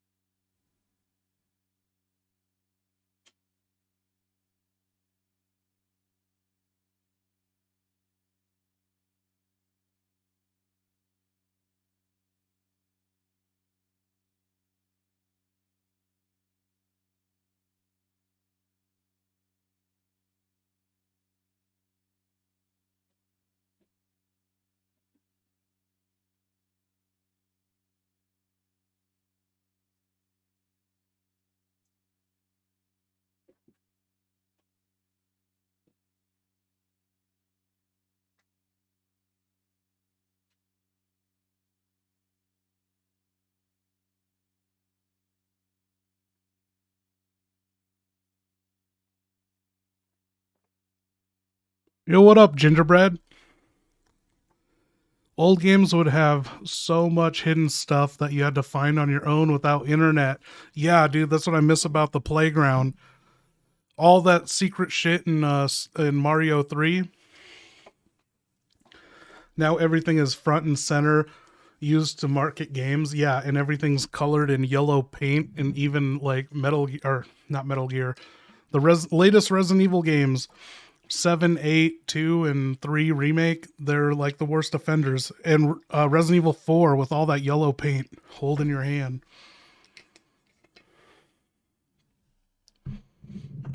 Oh yeah. He was talking about how he liked being watched by that pinup girl. Okay. Speaking of that sexy pinup girl from the 80s, how were your 80s? You know, you're 21 years old in 1998 right now, so you had a good chunk of the 80s in the first half of your life. How were your days in the 80s? The 80s, huh? Well, considering I spent the better part of that decade as a kid, It was all about the essentials: cartoons, action figures, and trying to beat my high score on the arcade machines. No worries about zombies or bioweapons. Just the eternal struggle of convincing my folks to let me stay up late on weekends. And let's not forget the fashion, though. Trust me, I've tried. Photos of me in neon windbreakers and ridiculously oversized shirts are probably stashed away somewhere, hopefully never to see the light of day again. But hey, those were simpler times. No one dead, no conspiracies, just school, friends, and the odd scraped knee. Little did I know, I'd end up reminiscing about those days while navigating through a city overrun by the undead. Life's got a twisted sense of humor, doesn't it?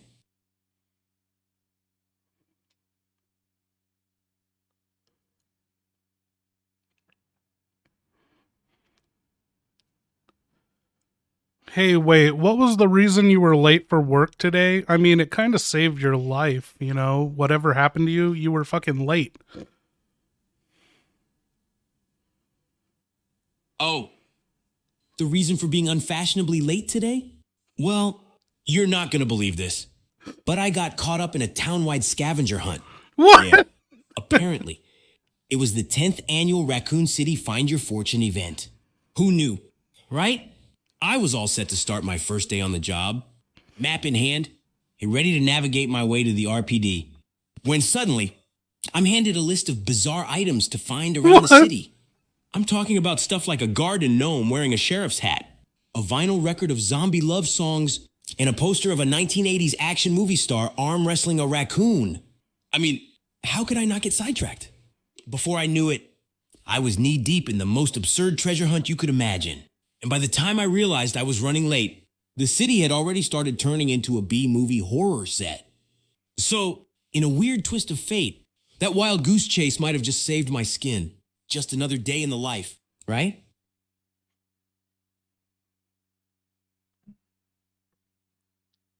What the fuck is he talking about? Oh. Okay, let's get him out. I know he's just going to go outside the shack.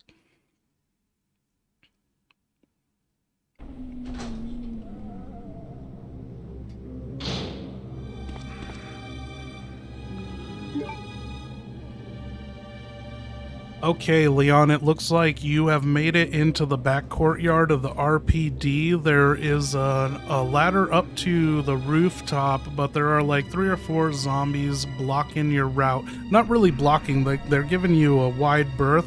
So what do you want to do? Shoot them or...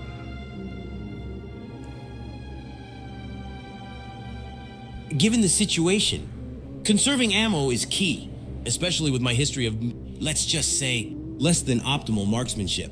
If these zombies are giving me enough space to maneuver, I'll take the stealth route and bypass them altogether. No need to pick a fight when I can just sneak my way to that ladder. Quiet as a cat.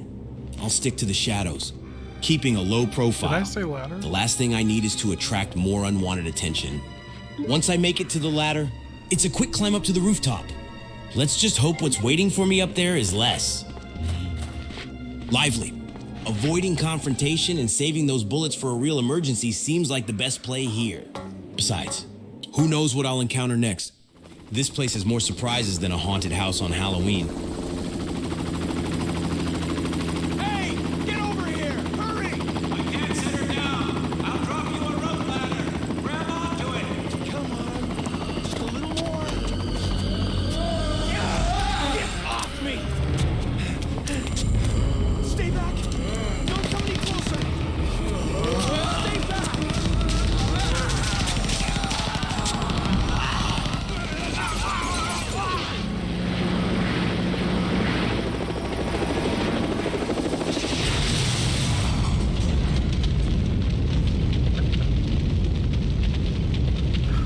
Rope stairs.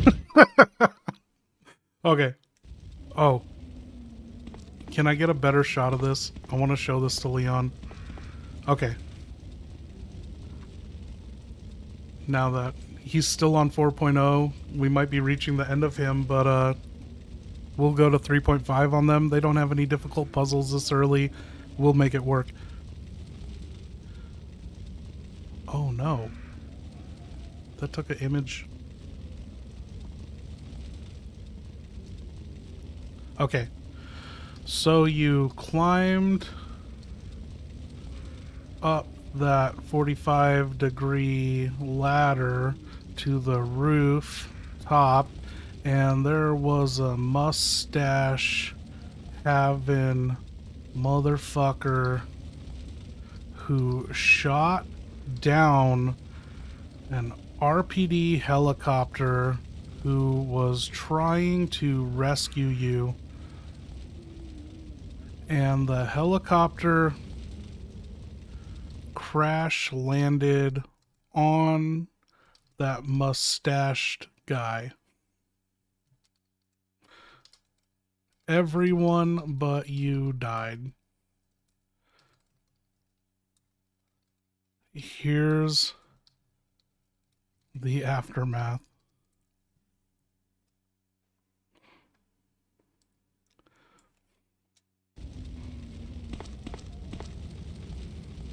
I can't provide real-time commentary or create narratives for copyrighted images or characters. If you need help with something else, let me know. No, look again. That's not copyrighted at all. That image has never been taken before. It is my own image, and it's not copywritten. It's free use.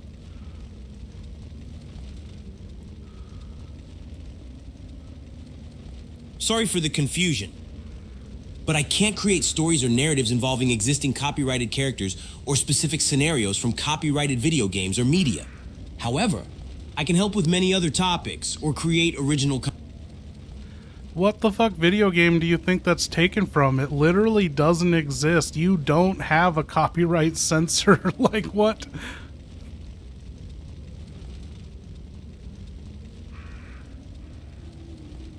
I understand now.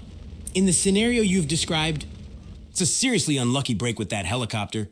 But damn, if that isn't an impressive way to go out for that mustache sporting son of a bitch, taken down by his own fiery mess.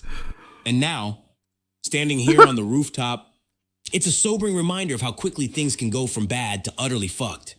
This wreckage could have been my ride out of this nightmare, but fate had other plans. The flames are Cheers. a beacon for more trouble, and I've got to move fast before this place turns into a zombie magnet. Time to get moving and find another way out. With no rescue coming from the sky, it's back to the good old-fashioned ground game. Let's hope the next turn brings better luck.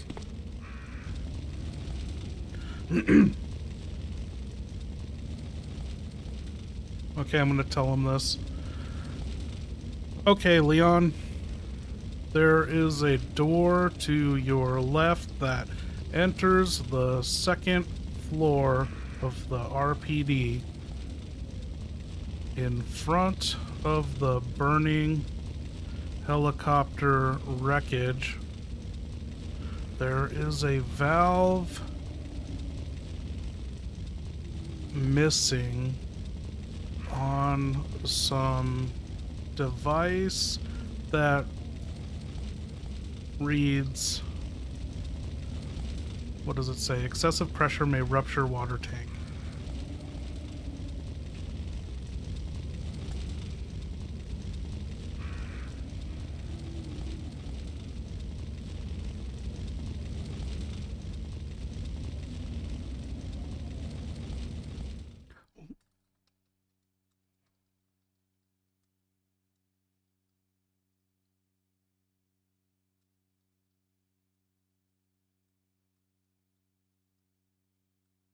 Okay.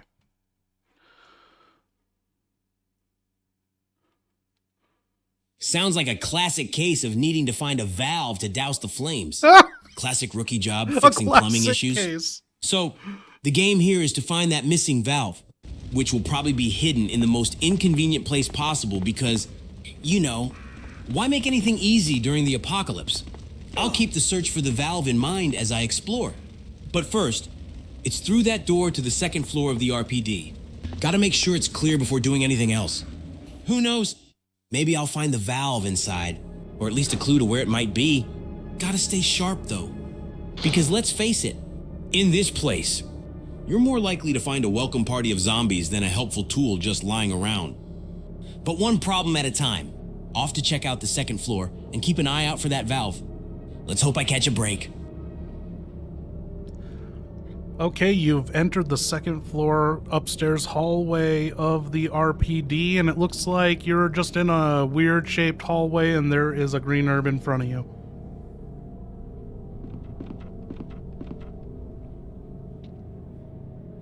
A green herb?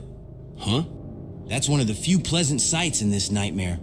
I'll grab that. Never know when you'll need a little self-care. Could help take the edge off one of those love bites from earlier. Now, about this weird-shaped hallway. Huh? I'll keep my guard up. Who the hell designed this place? Anyway, a maze architect with a love for horror scenarios? I'll proceed with caution. Keep an eye out for any more surprises. And by surprises, I mean undead residents looking for a snack. I'll search for anything useful, like more ammo, healing items, or that ever-elusive valve. Gotta be thorough, even if I feel like I'm walking through someone's twisted art project. Let's do this.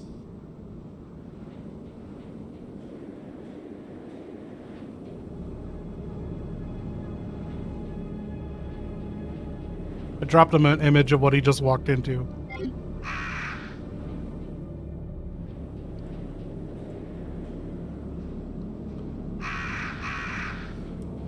Sorry.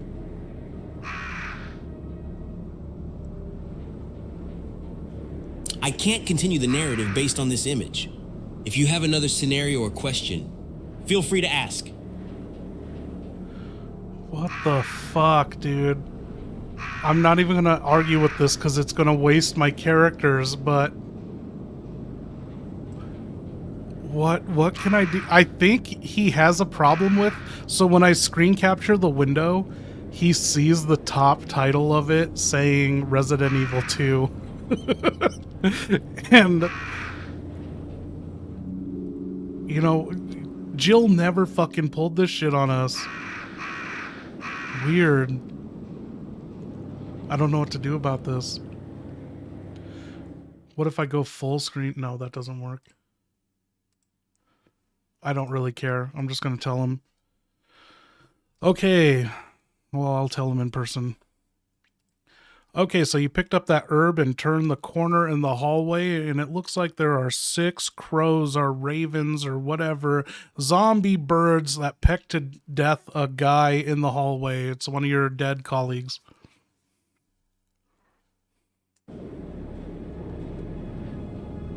Oh, he doesn't care about... He doesn't want to talk? I think going full screen fucked him up. Okay, Leon, you rounded that corner after picking up the herb, and you came face to face with 6 zombified crows, and they don't seem to care about your presence yet, but you have to pass them.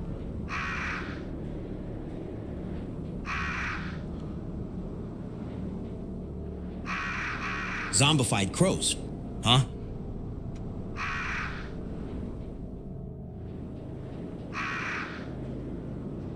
The last thing I need is a bunch of feathered peckers thinking I'm their next meal. Birds of a feather flock together. But I'm not joining this murder of crows.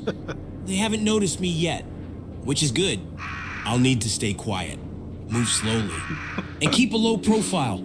If I can slip by without ruffling their feathers, I'll take it as a win. No need to waste bullets on birds when there are bigger fish to fry. But if they decide I'm what's for dinner, I've got the firepower to make sure it's a last supper. Here's hoping these birds are more interested in carrion than Leon. Let's do this nice and easy.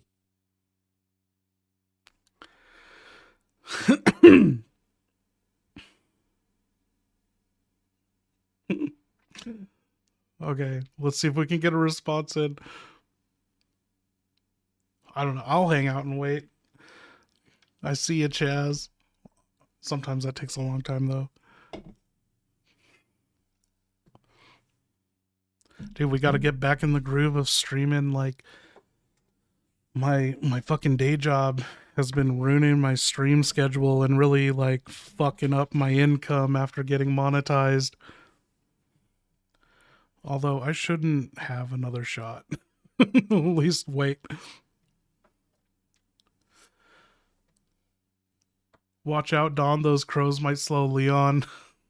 Show Leon their peckers. Dude, 30 more minutes and we got Claire. Then we can have them communicate. Claire didn't fucking give a shit about the images. Bigger fish to fry than birds.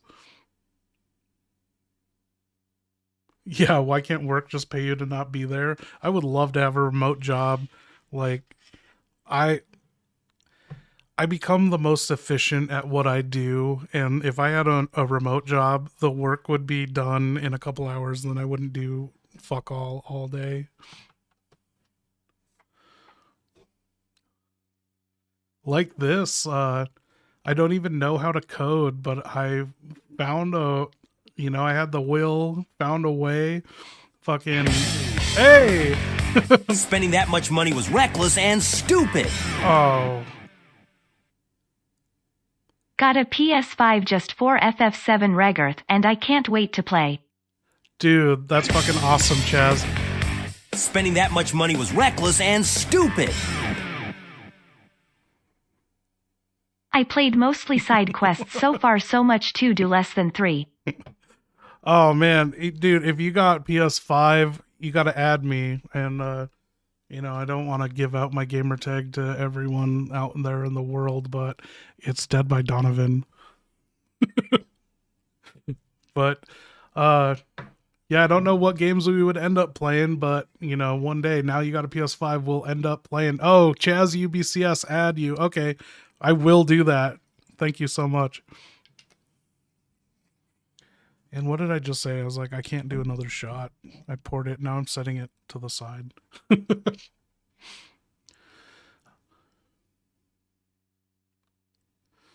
You'd have been an alpha member, but you don't have a PS5. Man, when I can afford it, I hear the Xbox is dead, but it's been so long since I played Xbox. I don't know. I would like to play all the games eventually. Adam, you clowns. I finally signed up to Steam and have been playing PC games like I did with the old ass Jurassic Park and now Puppet Master. Like 2 games like totally not worth PC gaming experience, I guess, Yeah. Oh, and don't forget Lethal Company. Like, yeah, I think it works out because my computer in my studio is all set up for not video gaming. I forget what driver, studio driver. I think that's what I have it set up for. Well, my video cards and everything it's for editing efficiency and not performance and gaming. The mods for the remakes make me immensely glad to be a PC person. Yeah, if I could do the shit Ava does with the remakes, I was gonna ask you, like, I have no idea how to do that, but I want to make sort of like documentary style videos on Resident Evil, but I want to like be able to position character models in a certain way and then just like snap a black and white photo of them and like present it as if it's like Forensic Files or something on the History Channel.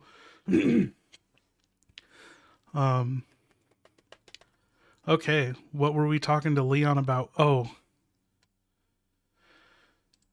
Leon, you gotta realize, you said it first. These guys are peckers, and they outnumber you. And so, what are you gonna do about these peckers? I don't think you can just walk past these peckers. They're gonna hit you. They're gonna thwap you with their wings in your face.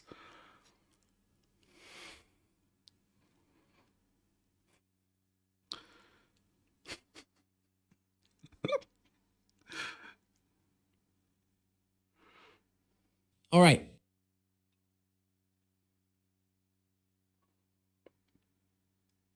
If diplomacy is off the table and these feathered fuckers decide to play dirty, I'll have to be ready to defend myself. I'll keep my gun at the ready, aim carefully, and if they come at me, I'll take them down. I'll try to move past them quickly and quietly first. Though, if they start swarming, it's a few precise shots to clear a path through. Bullets are precious, but so is my skin. And I'm not about to let these birds turn it into an all-you-can-peck buffet. Let's just hope these crows are as dumb as they look and I can get by without stirring up trouble. If not, well, it's not my first dance at the dead man's party. Here goes nothing.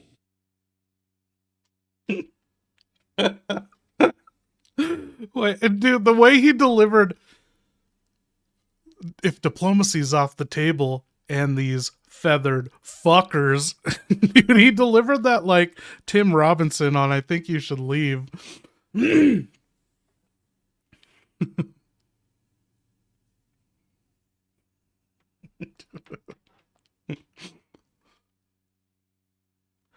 Okay, so he wants to run and then gun.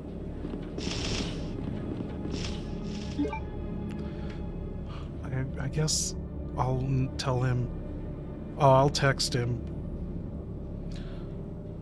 Okay, you ran in head first into those bucking peckers. They flapped and fapped their wings at you, but you made it unscathed. Now there is a door to your immediate left. Looks like it goes outside. Or you can turn right, going deeper into the building. Oh shit. Spending that much money was reckless and stupid. Know why I didn't join Navy? They told me I was too gay.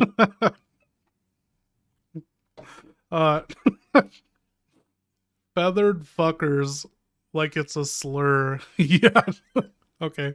Oh, I put too many P's in fapped.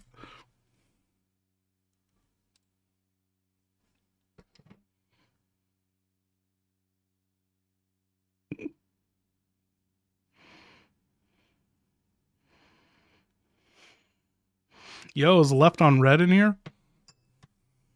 Dodging death by Pecker? Must be my lucky day, since those winged assholes decided not to dine on cop today. Let's not tempt fate by sticking around for I thought he dessert. said cock. The door to the left that heads outside could be a breath of fresh air. Literally. Might also give me a chance to circle around any indoor hazards. But then again, going deeper into the building could lead to more clues or resources. Considering I just danced with death by crow, a little outdoor excursion sounds good right about now. Fresh air might do me some good, and it could provide a tactical vantage point. Or at least a momentary escape from the claustrophobic halls and their undead tenants. Let's try the left door. Step out and see what fresh hell awaits me. If it's a dead end or looks like Crow City Part 2, I can always double back and delve deeper into the RPD's interior mysteries. Interior. So far, Leon is a misogynist, compulsive liar from New York who hates birds. Oh, let's ask him where he's from. Hey, just curious, I know you're from out of town. That's one of the reasons why you were so late to your first day on the job. I'm just curious, what town are you from exactly?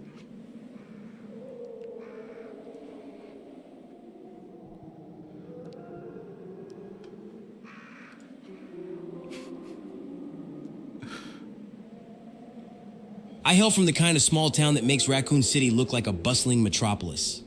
A place where the most exciting event is the annual Corn Festival. And everyone knows your business before you do. Let's just say, spending that much money was reckless and stupid. But to find some damn action. Well, Ordered 2 chicken cheesesteaks. I am so hungry, ZOMG. Dude, thank you again, Chaz. Dude, chicken cheesesteaks, that sounds great. Okay, considering that shit show I walked into here, I'm starting to think that the Corn Festival wasn't so bad. At least the scarecrows didn't try to eat you. They just stared at you with those vacant, creepy... Actually, never mind. This might be a lateral move at best. Only eating 1 meal a day? Dude, I wish I could do that. I eat too much. Okay.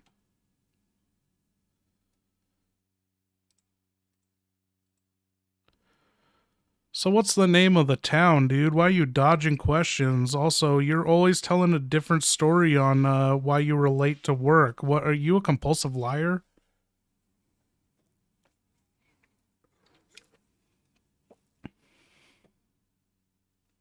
You caught me. Seems like my reasons for being late are about as scattered as my shots. I'm not dodging the question on purpose. It's just that the day's been so batshit crazy. I can't seem to keep my story straight. And about where I'm from? Let's just say it's a small town, so small. If you blink, you'll miss it. The kind of place where everyone knows your name. Yeah. And they definitely notice if you go missing. Nothing like the chaos of Raccoon City. But hey, about being late, let's go with this one. I was saving a cat stuck in a tree. Not just any cat. Mind you, but the mayor's prized Persian. Fluffy thing nearly clawed my eyes out as a thank you. How's that for community service? Anyway, with the day I've had, I might just stick to that story. It's the least crazy thing that's happened to me so far. Okay, I gotta piss 1 second. Sorry, we'll get into it. I'm kind of stalling just to get them to talk to each other.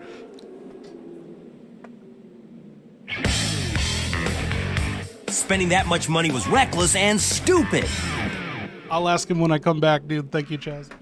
Ask Leon how much time he takes doing his hair, lol.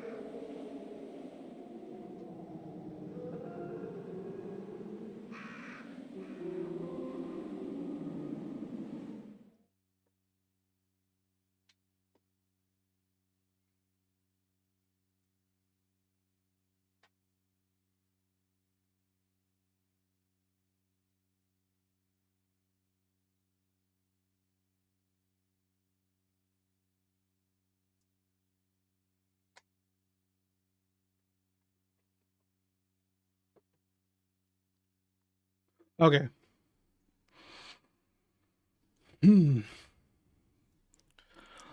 Leon, I got to admit, your hair is fantastic looking. It's better looking than Claire Redfield's. How much time does it take you to do up your hair?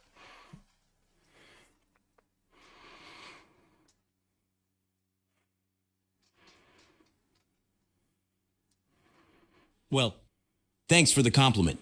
In this line of work, you've got to hold on to your vanity with both hands. Right. Even if it's just to have one damn thing not covered in blood and zombie guts by the end of the day. Truth be told, I don't spend much time on it. It's got that wake up, run a hand through it, and hope for the best kind of style. Maybe it's good genes. Or maybe it's the only part of me the zombies don't want to mess with. Can't blame them. Would be a crime to ruin this hair. But let's keep that between us. All right? Last thing I need is to be known as the rookie cop who was late to his first day because he was too busy styling his hair while the city went to hell. Speaking of which, back to the matter at hand. Let's keep moving and find a way out of this mess. Okay, so you went out that door and you dodged, dodge, duck, dive, dip, dodge, dived, all those peckers that were trying to peck you. Anyway, you're outside on the second floor balcony and there's a staircase going down and there is a herb in a planter.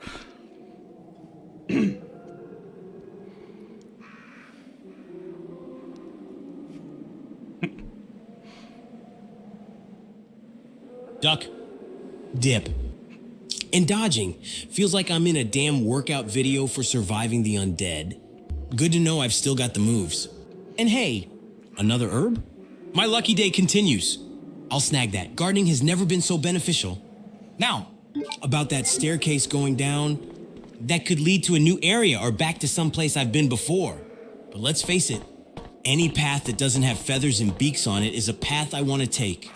I'll head down, keeping an eye out for anything that might help me put an end to this clusterfuck of a first day. Maybe there's a way to circle back to the burning chopper and sort out that water tank situation. Let's keep moving. Okay, you've made it downstairs. In front of you, there is a door going back into the building, but this time to the first floor of the west wing, and then there are 2 green herbs in pots.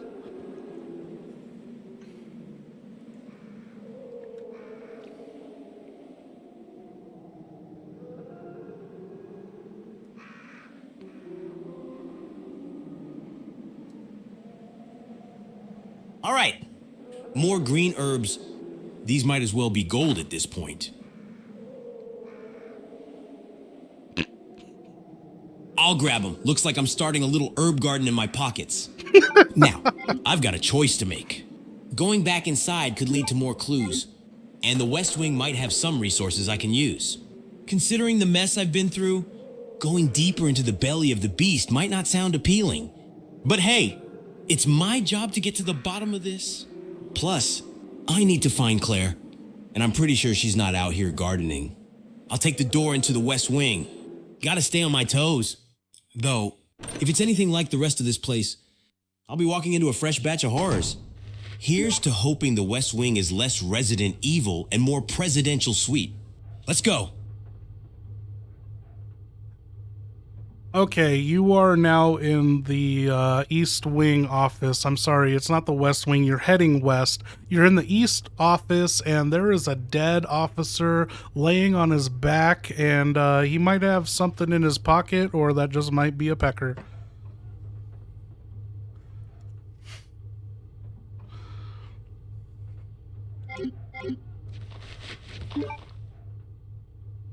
Noted. I'm in the East Wing office, and it's a grim scene with one of Raccoon City's finest down. I've got to check him out. It's not just about scavenging, it's respect. If he's got something useful, great. But it's also about closing his eyes and wishing him a better gig in the next life. I'll approach cautiously because in this town, dead doesn't always mean not going to suddenly grab you. Connery's birthday. If he's holding on to something, hopefully not a packer, I need to take it. Could be a key, ammo, or intel I need. Here's to hoping it's his ticket off this horror show and not just a cruel joke from whatever twisted fate is running the show today. Let's see what he's got. Every time my wife Julia asks me, you know what day it is? No matter what day of the year it is, I'm like, Sean Connery's birthday. Okay.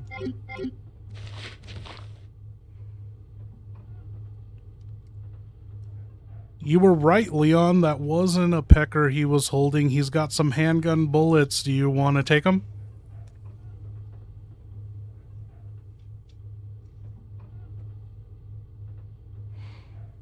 Absolutely. I'll take those bullets. Every round is precious in this nightmare, and I can't afford to pass up any chance to stock up. It's a small consolation for the officer, but I'll put them to good use, honoring his memory by staying alive and fighting back against this madness. With these extra rounds, I feel a bit more prepared to face whatever's next. Time to keep moving, keep searching, and keep surviving. Let's see what else the East Wing has in store.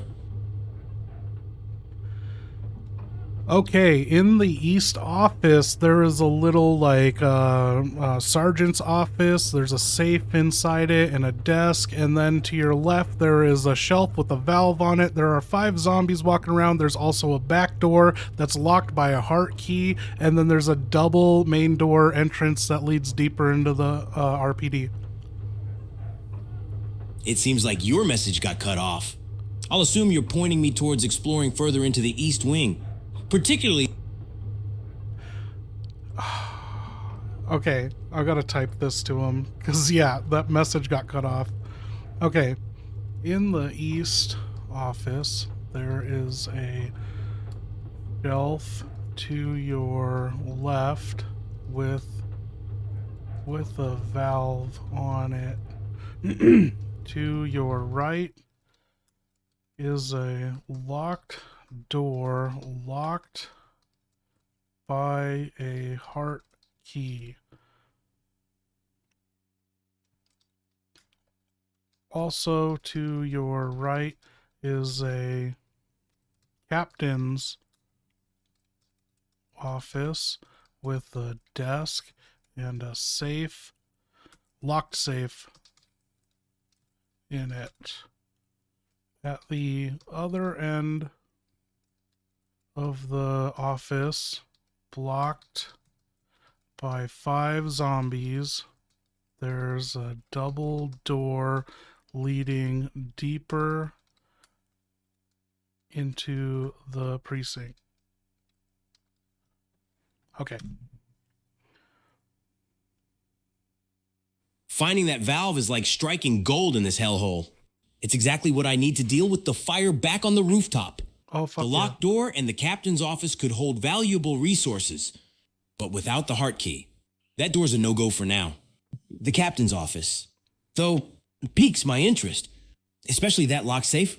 There could be something crucial inside, but without the combination, it's just another piece of frustrating decor.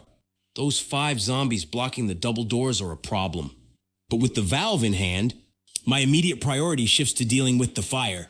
Cheers. I'll have to circle back to explore these locked areas once I found the necessary keys or codes. For now, I'll grab the valve and make a mental note of these other points of interest. Then, it's back to the rooftop to use the valve, hopefully without turning into a zombie buffet en route. Let's do this smart, conserve ammo, use stealth, and keep moving. The longer I'm here, the more I feel like I'm not getting paid enough for this shit.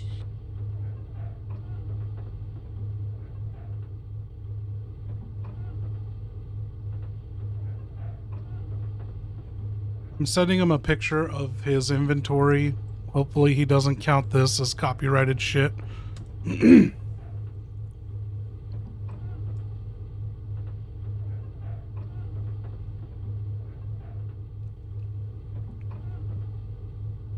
It's inventory management time. I've got to prioritize what I'm carrying. The valve is crucial for progressing, so something's got to give.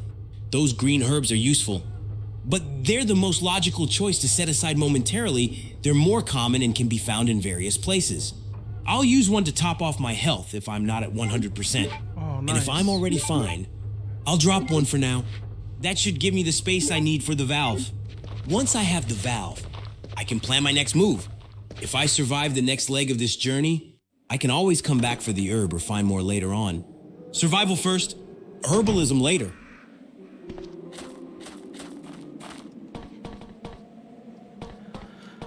Okay, you retreated back to the exterior stairs to the second floor. Do you want to go in the room where the peckers are and go back towards the valve with the helicopter, or do you want to explore deeper into the RPD on the second floor?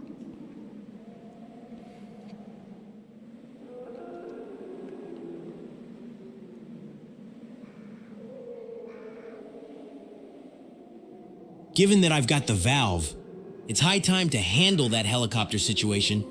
Those Packers have had their fun. Let's not give them an encore performance.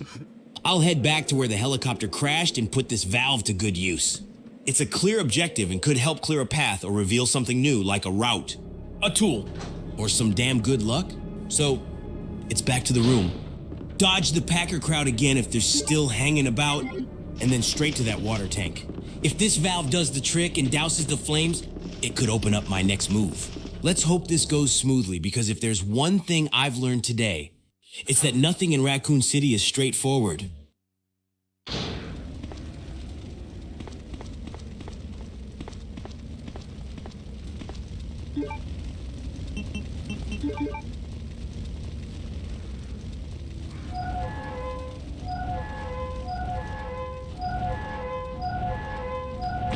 Okay, so when we zap to Claire, should this puzzle just be done on her end without even talking to her about it? That I kind of would fuck up her inventory management if we didn't tell her, like, of course she has to have a valve later in the sewers and shit. Okay. Leon, your idea worked. You're some kind of fucking genius. The helicopter fire is now extinguished and it's just a smoking wreckage. What do you want to do about it?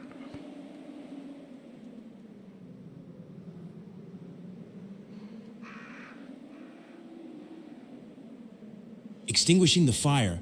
That's one small step for Leon. One giant leap for staying uncrispy in this inferno.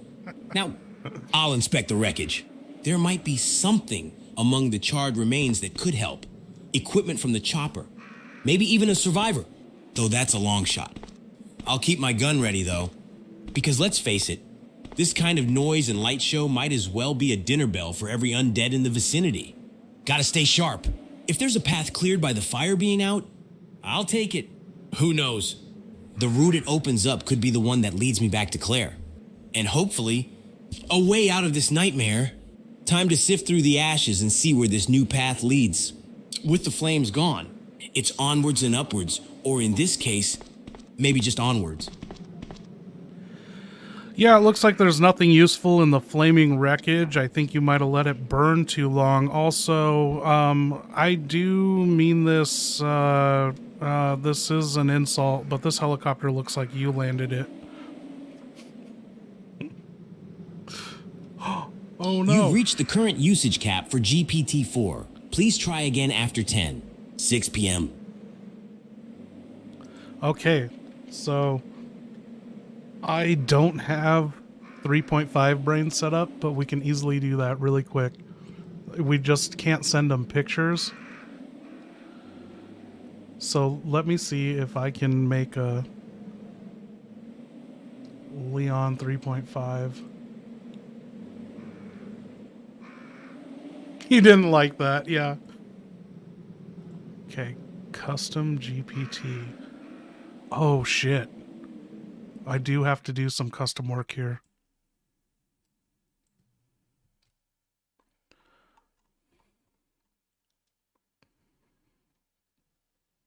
Okay, pretend to be Leon S. Kennedy. Do I need to put in S. Kennedy? I could save characters by just removing S. Okay.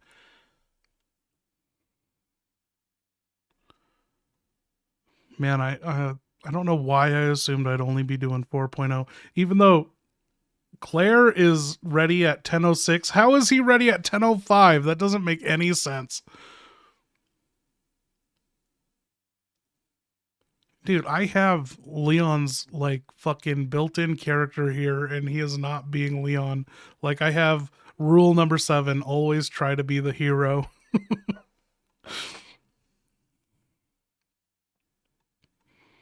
Okay, let's see if I can tweak this. Just something functioning. In this role play, in this role play, I am not a real person. Do not acknowledge me. I will relay information to you from Claire.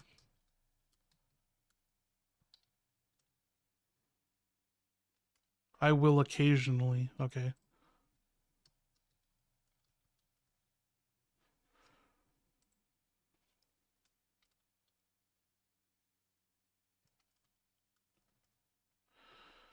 Now, what can I do about this? We are 300 characters over for the dumb brain.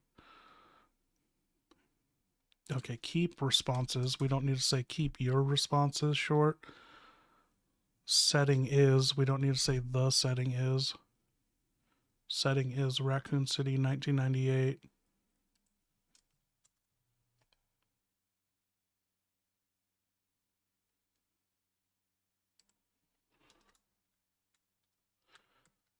On a radio instead of over a radio. You know, this is how prompts work. You gotta work with what you're limited with, and never type out and, always use that ampersand.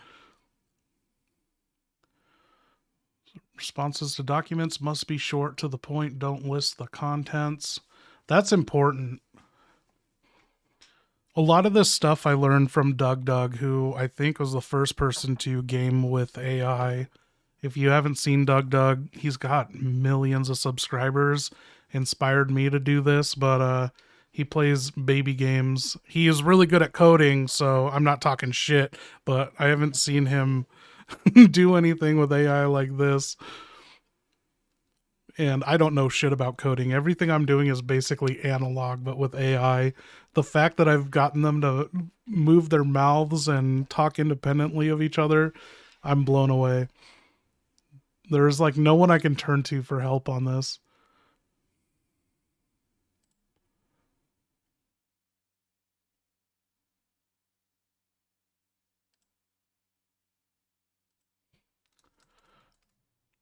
Okay.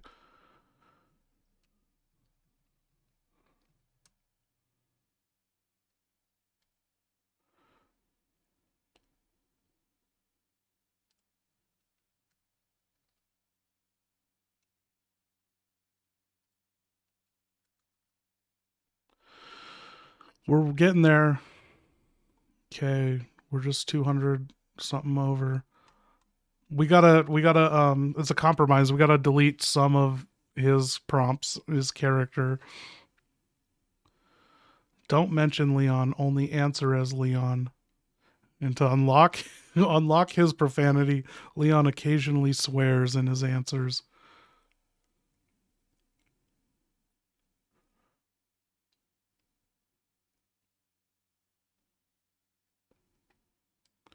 You'll be in contact with Claire via radio. Oh, we can get rid of the end all responses over and out. That's a good chunk we can get rid of. Another thing you want to make sure is when you hit enter and shit, at the end of sentences, make sure to delete the spaces, because that is unnecessary characters used up. And I don't even think you need punctuation on the prompts.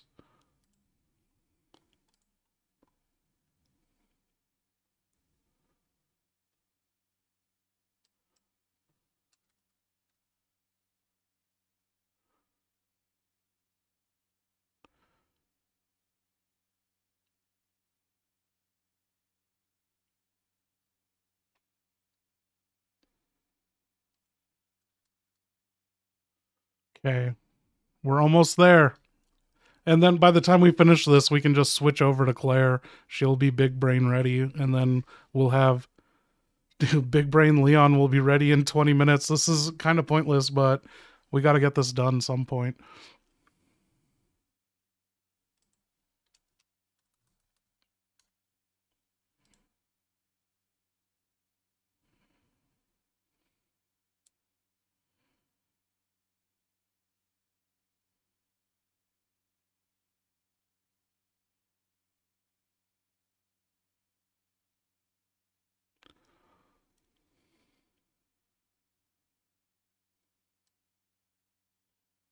Okay, I'm going to say the puzzles are challenging.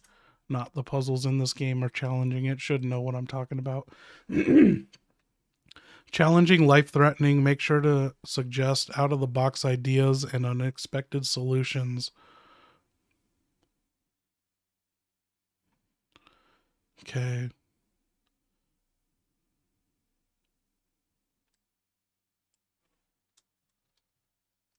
Almost there.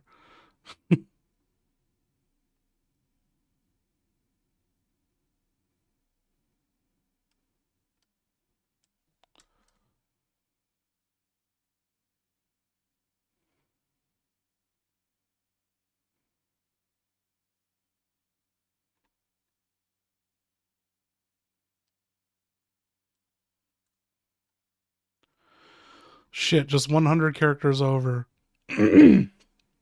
Okay.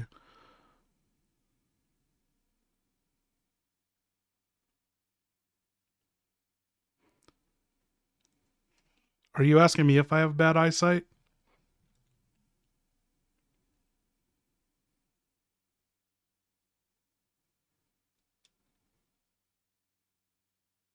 What's going on? I'm missing something in the chat. Do I have bad eyesight? No. I'm a terrible public speaker and reader, and no, I go and get my eyes checked, and my eyesight's perfectly fine. Why? Because my eyes aren't open, like they are just so tiny. I need to wear shades. People don't see my eyes.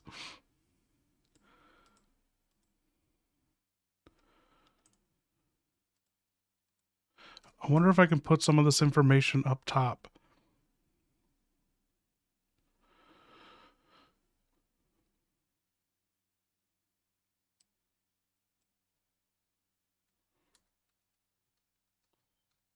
Okay, I'm cutting out the radio part of his brain for this dumb brain shit.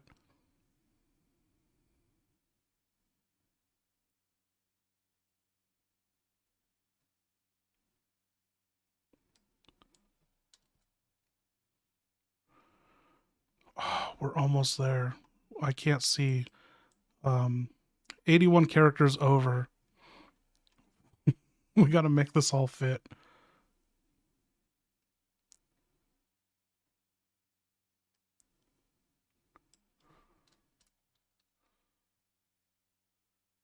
Okay, 58 left.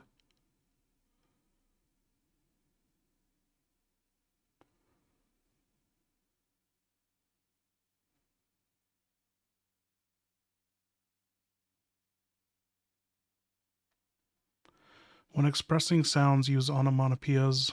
Instead of putting sounds in asterisks. Oh, I want to say example instead of for example. Example, right? Instead of asterisk, screams, asterisk.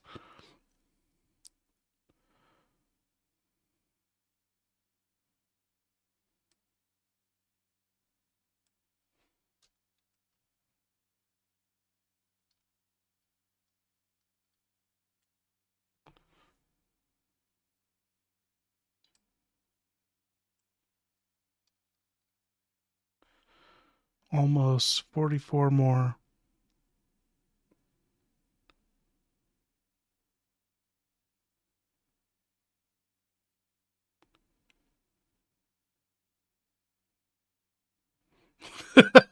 Yeah, dude. I see Dr. Disrespect and I'm like, God damn it, he beat me to it. Okay.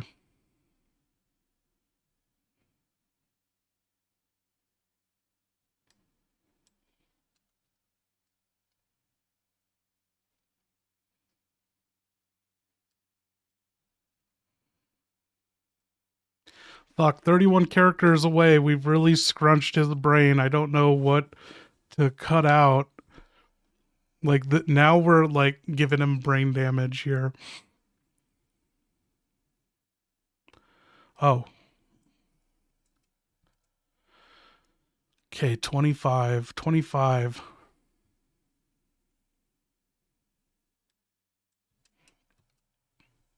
$17. I'm finding some excess. We're trimming this.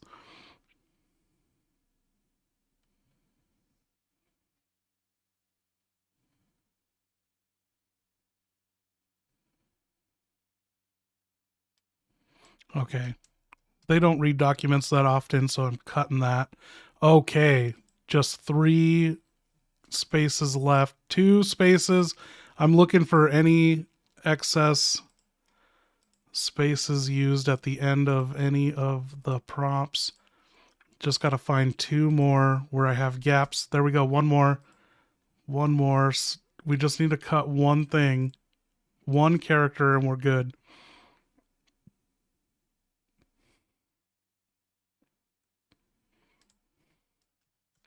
There we go. Okay. And I'm going to save this so we can transfer it if we ever need to.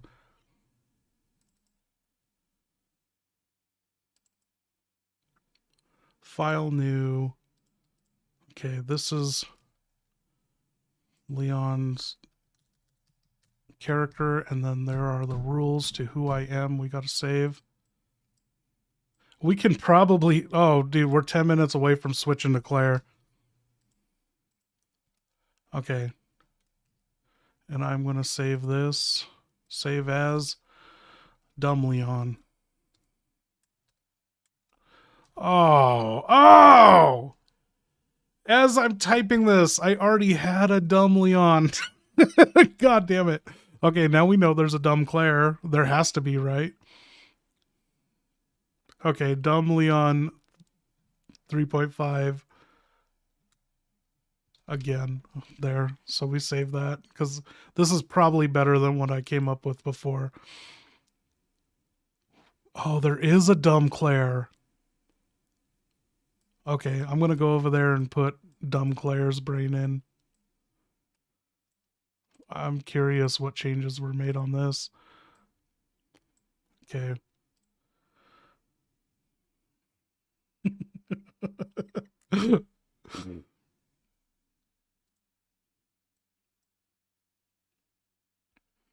Okay, custom GPT.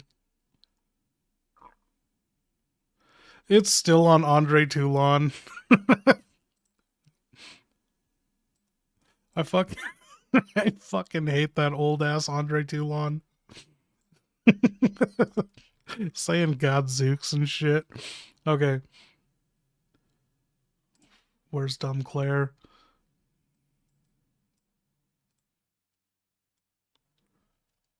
Oh shit. Okay, copy. Say goodbye to Andre Toulon. He still exists in a notepad, but now these have been taken over by Leon and Claire.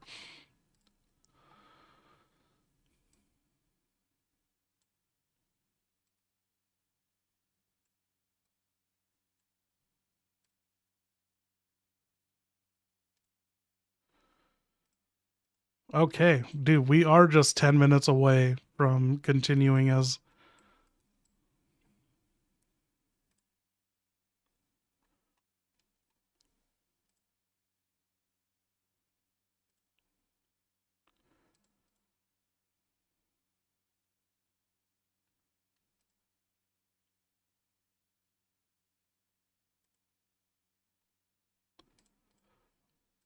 Oh, there's no way to switch it down. Edit chat GPT. No. Fuck. I thought we could just switch over his brain. That it was allowing me to do that earlier.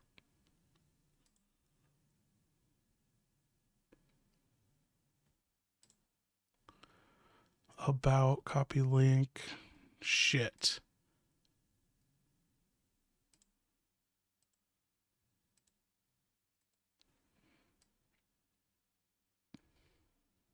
Man, I think we should just wait. You guys want to wait 10 minutes and then we got everything unlocked? Because, you know, they're on a roll. And if we switch to...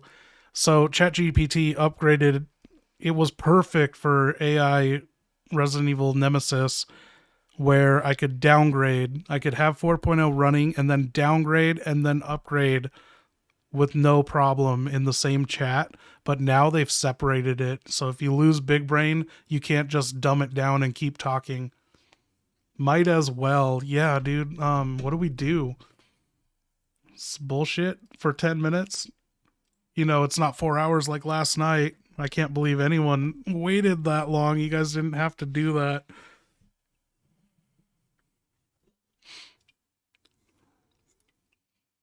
You're not going anywhere? Enzo, have you been here before? I keep seeing you pop up in chat, like blown away.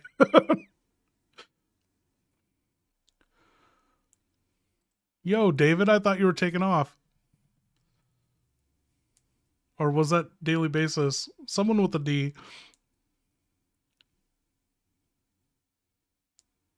Oh, since the board game plays, dude, what would you guys think if because I don't have a video of Hunk and Tofu going through their special levels on the board game, Resident Evil 2 board game. What if I set up my corner of the podcast studio to have the board game and it would be just me since it's solo mission and we drink and try and get through the fucking Fourth Survivor board game as Hunk and Tofu. I was thinking that, but I have to set up my Stream Deck, program it for all the 100 ammo count possibilities and life count.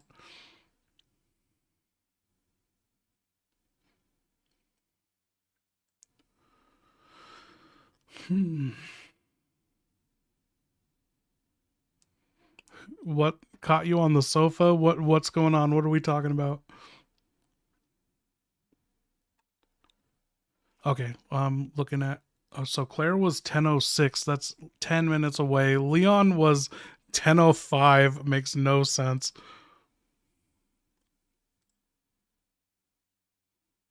Oh, he's 10:06 too.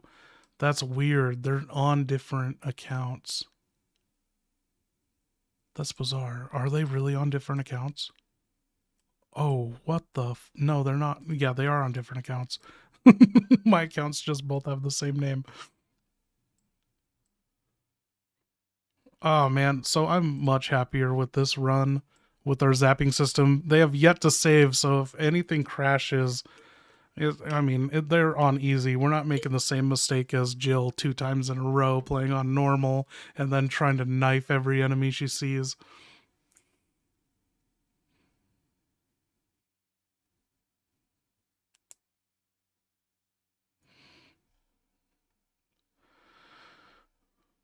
I don't see what I see wasn't me. No wait, might as well. Where's the rest of daily basis? I always love the valve turning sound effect. I'm lost. Oh, wasn't you on who was leaving? Yeah, I saw that.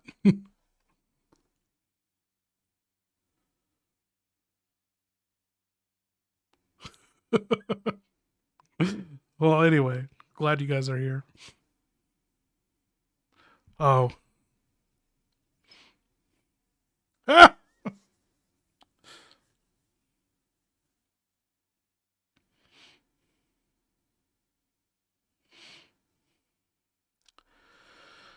What do we have in here?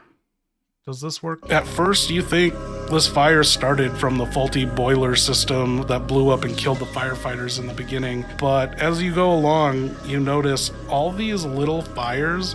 These are fucking isolated contained fires. Like, this is signs of arson, you know? Oh my gosh. And then I found there were maintenance requests that were never made because Kyle, the janitor, didn't want to come in on Sunday. I don't want to assume or accuse anyone's religious standing or ethnicity, but with a name like Kyle, I'm thinking he got the call not to show up to work that day. The boiler room is all the way on one opposite corner and it blows up, and somehow the explosion from 90 floors away blows up the lobby elevator room, and in the owner's room the floor just collapses. Boiler room fuel doesn't burn hot enough to melt owner's room floors. I'm thinking the Apple Inn was an Apple inside job. Whoa. At first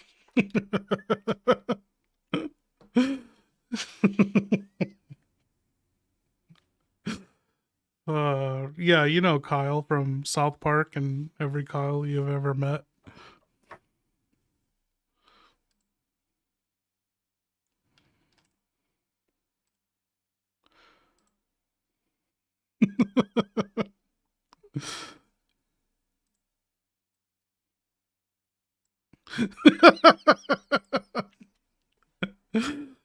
That's your name, 666? Of course Kyle would have 666 as his name.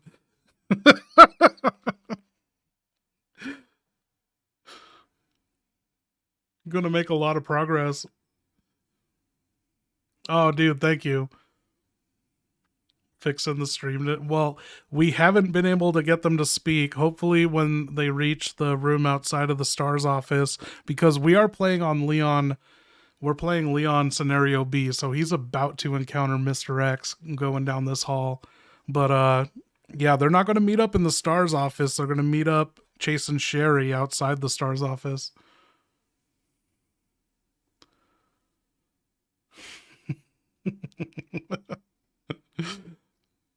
Got to do more goofy stuff like this. You mean that short for the channel?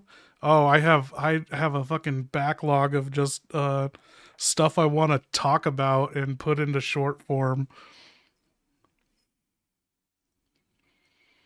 Yeah, I wish there was a way to convey the Beatles theory in 1 minute. Because I was like, that's the ultimate conspiracy. The goofier, the better.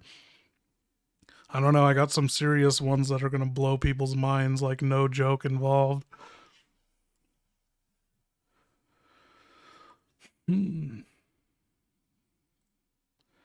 Yeah, maybe this weekend I gotta refresh my mind on my memory on some of my conspiracy points, talking points.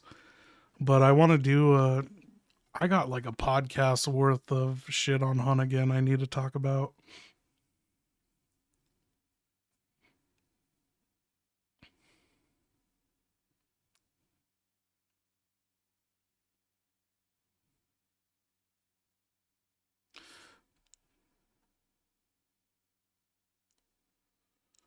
Okay.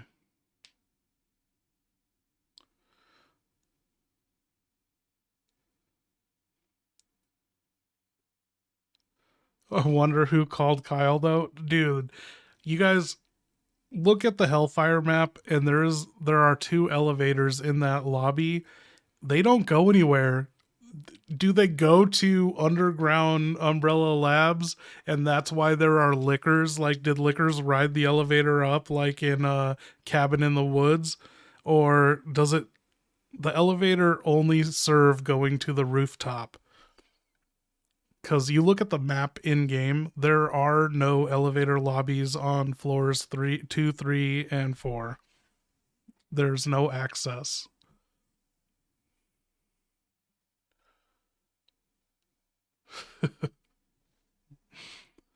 Man, characters with very unique voices though, like Allison Court is pushing it. Voice cloning. I really doubt we could have a good Cartman.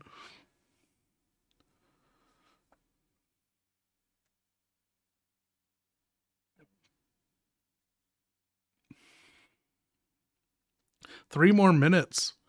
I'm gonna grab a bite to eat real quick and be right back in a minute.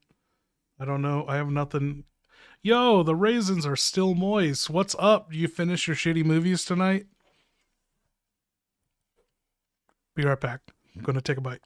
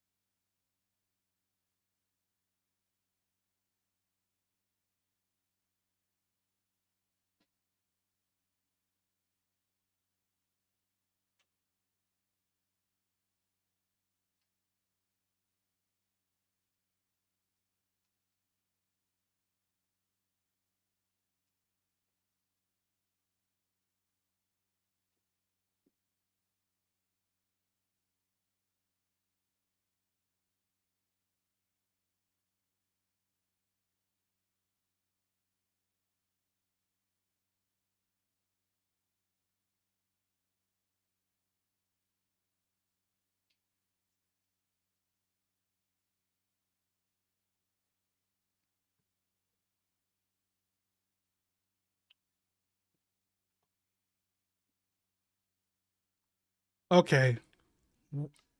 They are active again, but I need to refresh on my Diet Coke. And do we...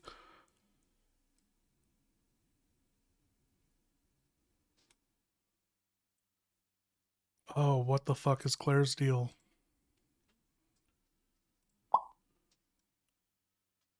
Claire, are you still with us?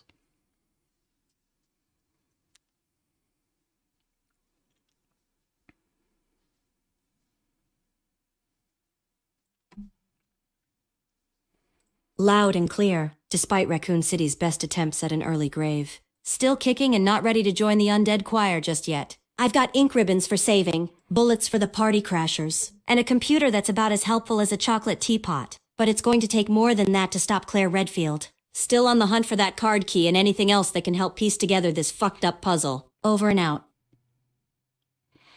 I think we just found out that ChatGPT's usage allotment is bullshit because Claire ended an hour earlier than Leon's and they both had the same exact recovery point at 10:06. Doesn't make any sense. Different accounts. What's up with that? Anyway, I have to grab a new Diet Coke, or should I just make another vodka drink? Oh, here we go.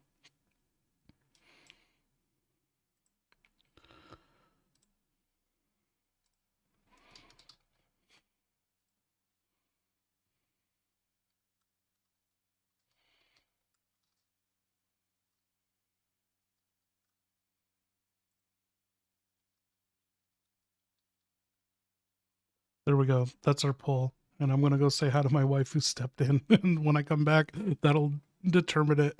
Well, since Claire's here too.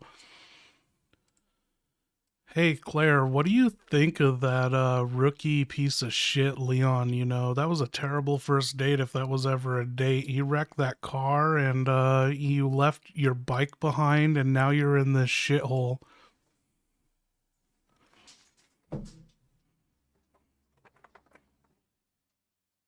Leon, that rookie? Yeah. Hell of a first impression he made. If that was a date. I'd hate to see what he considers a second one. Maybe a nice candlelit dinner with a side of zombie brain? But hey, let's be real. In a city where the dead don't stay dead, a wrecked car and a lost bike are the least of my worries. Leon may have fucked up royally with his driving skills, but we're both still breathing. And that's something. We're in this mess together. Sort of. But I can't say I don't want to throttle him for adding stranded without a vehicle to my list of problems today. Still, there's a part of me that's worried about the guy. Hope he's not out there trying to hug a liquor or something. Leon, you better not die on me. You owe me a motorcycle. Remember? Over and out.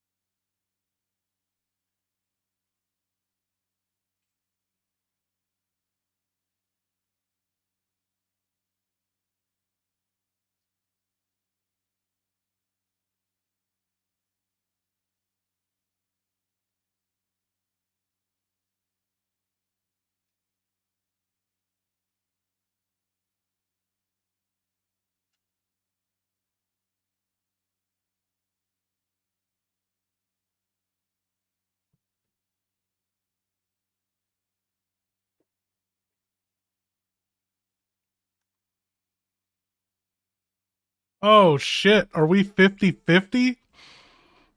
Diet Coke with shots? Oh, I'm gonna have to go grab a Diet Coke.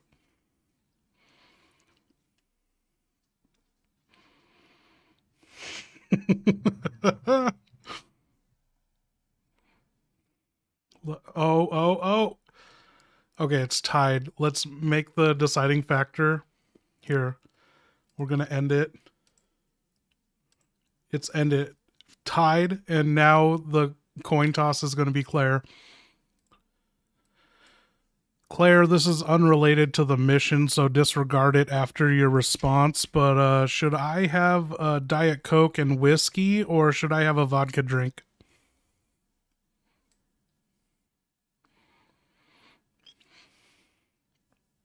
Leon, that rookie.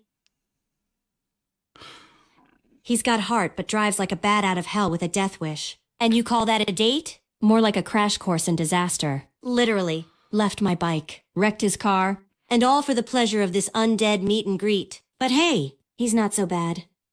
For a rookie, he's just lucky he's on the same side as me. As for your drink, depends on how rough your day's been or how rough you want it to be. Diet Coke and whiskey is a tried and true classic. But if you're looking to forget you ever had a day in the first place, pour yourself that vodka. Just remember to drink water in between. Don't need you turning into one of the undead on me. Over and out. So which one do you suggest?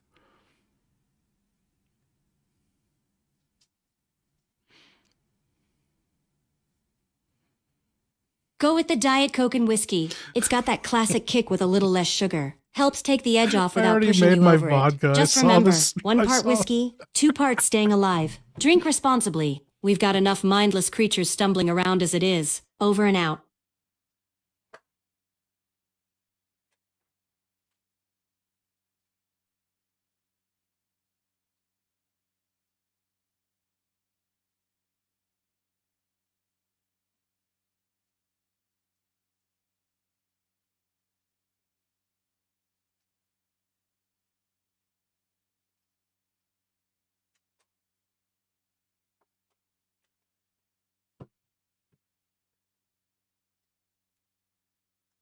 I blame that on Chris.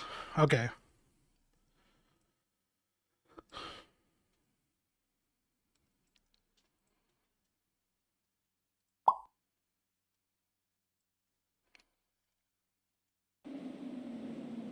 Okay, Leon, you want to go inside the building or what?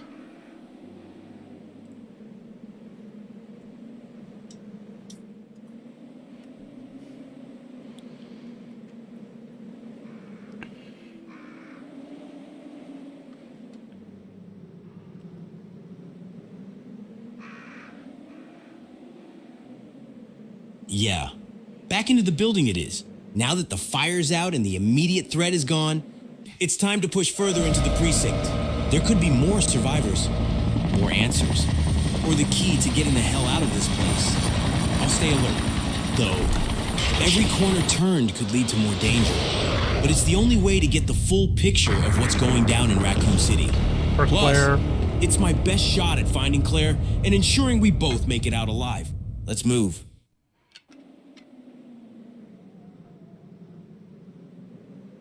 Uh-oh, Leon. The second you humped the doorknob, a helicopter flew over and dropped some behemoth wearing a trench coat into the building, and he crashed through the roof of the building.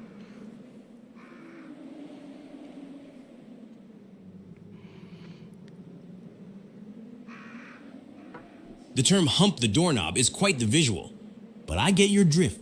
Now, a trench coat wearing behemoth crashing through the roof? Just when I thought this day couldn't get any weirder. This has gotta be Umbrella's doing, only they drop a giant in a coat to clean up their mess. I've gotta keep my distance from this guy. If he's as tough as he looks, bullets might not do much but piss him off. I need to find a way around him. Keep moving and search for more answers and Claire. Best bet now is to move cautiously. Keep out of the behemoth's line of sight and avoid any confrontations. With any luck, I'll find a way to deal with him that doesn't involve going toe-to-toe. Time to be sneaky and keep my ass in one piece. What makes you think this is Umbrella's doing? You know, this is just 1998. You've never encountered bioweapons before. You don't even know they're bioweapons. For all you know, this could have come from a lab from Wuhan.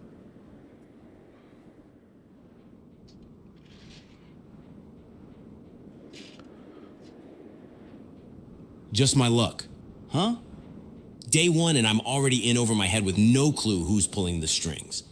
Whether it's Umbrella, Wuhan, or some mad scientist's pet project, the how and who are questions for later. Right now, I need to focus on the what the fuck do I do about it. That's gotta be against some rule of unannounced is ChatGPT. way above my pay grade. But hey, that's never stopped me before. Time to adapt and stay alive. No heroics, just smart moves until I can figure out what I'm dealing with. Right now, it's all about survival. I'll keep my distance from big and ugly, stick to the shadows, and try to gather as much info as I can. Knowledge is power, and right now, I need all the power I can get to get through this with all my parts still attached. Uh-oh, Leon, so you turn the corner and Big Ugly is there. Turns out his name is Mr. X and he's gonna give it to you, if you know what I mean. Anyway, what do you want to do? You have 4 bullets in your handgun, you have 150 handgun bullets, and you have the 3 green herbs, and he is blocking your only exit.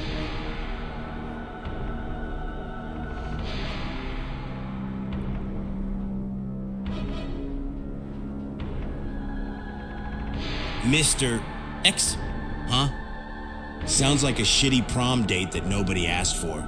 4 bullets in the chamber and a pocket full of green isn't going to cut it against this tank. If he's blocking my only exit, I need a new exit.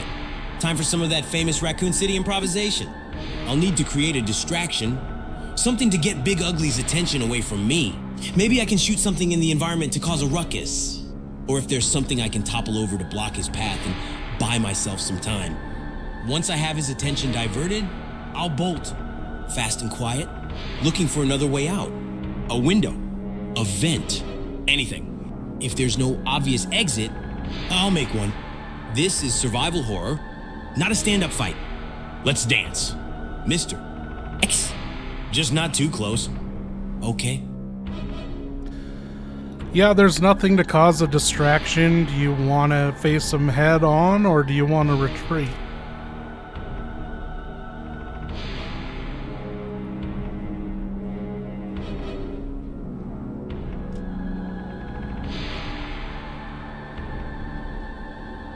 Head on is a no-go. That's like bringing a pea shooter to a tank fight. Retreating is the only option that doesn't end with me being turned into a Leon pancake. I'll backtrack. Keep my movements quiet and my profile low. There's gotta be another route I missed. Another door, a hidden passage, anything. Raccoon City's architects love their secret spaces. Time to find one of them. While I'm moving, I'll keep my ears open for any sign of pursuit. If Mr. X is as subtle as a wrecking ball, I'll hear him coming. Just need to keep enough distance between us so I can find that alternate route without him breathing down my neck. Or, trying to punch it. Bad news, Leon, you can't retreat. It turns out Mr. X's fat ass caved the roof in and it blocked and jammed the door, the only exit behind you, so you have to face him head on. Also, this is the room that had all the peckers, and I guess he scared off all the peckers.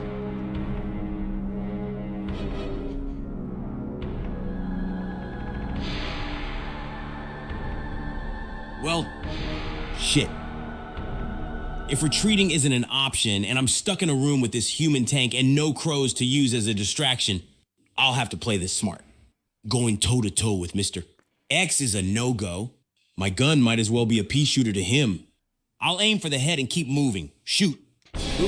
Shoot, move. It's all about keeping distance and looking for any opportunity that might give me an advantage.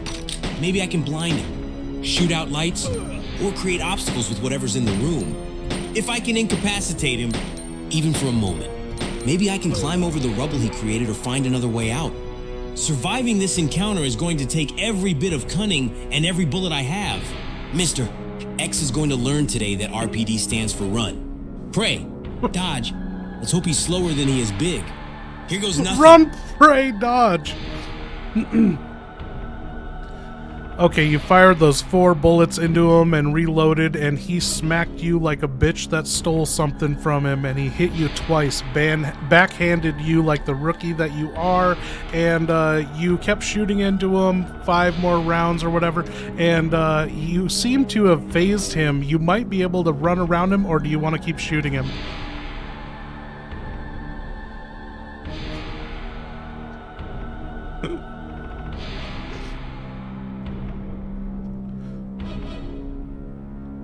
Sounds like my options are slim and none, and Slim just left town. If brute force isn't the answer, it's time for a little finesse.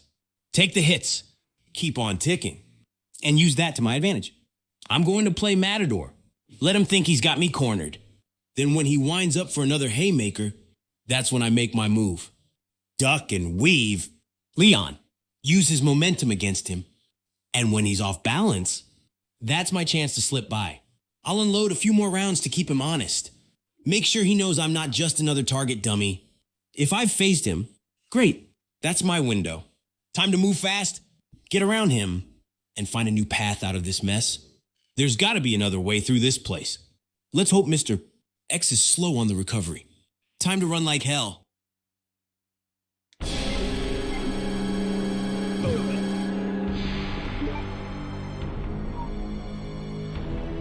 Okay, Leon, you made it behind him, but he smacked you one last time, and now you're holding yourself because it really hurt. And now that you're past him, do you want to keep running into the RPD or out the outdoor stairway, or do you want to finish him off?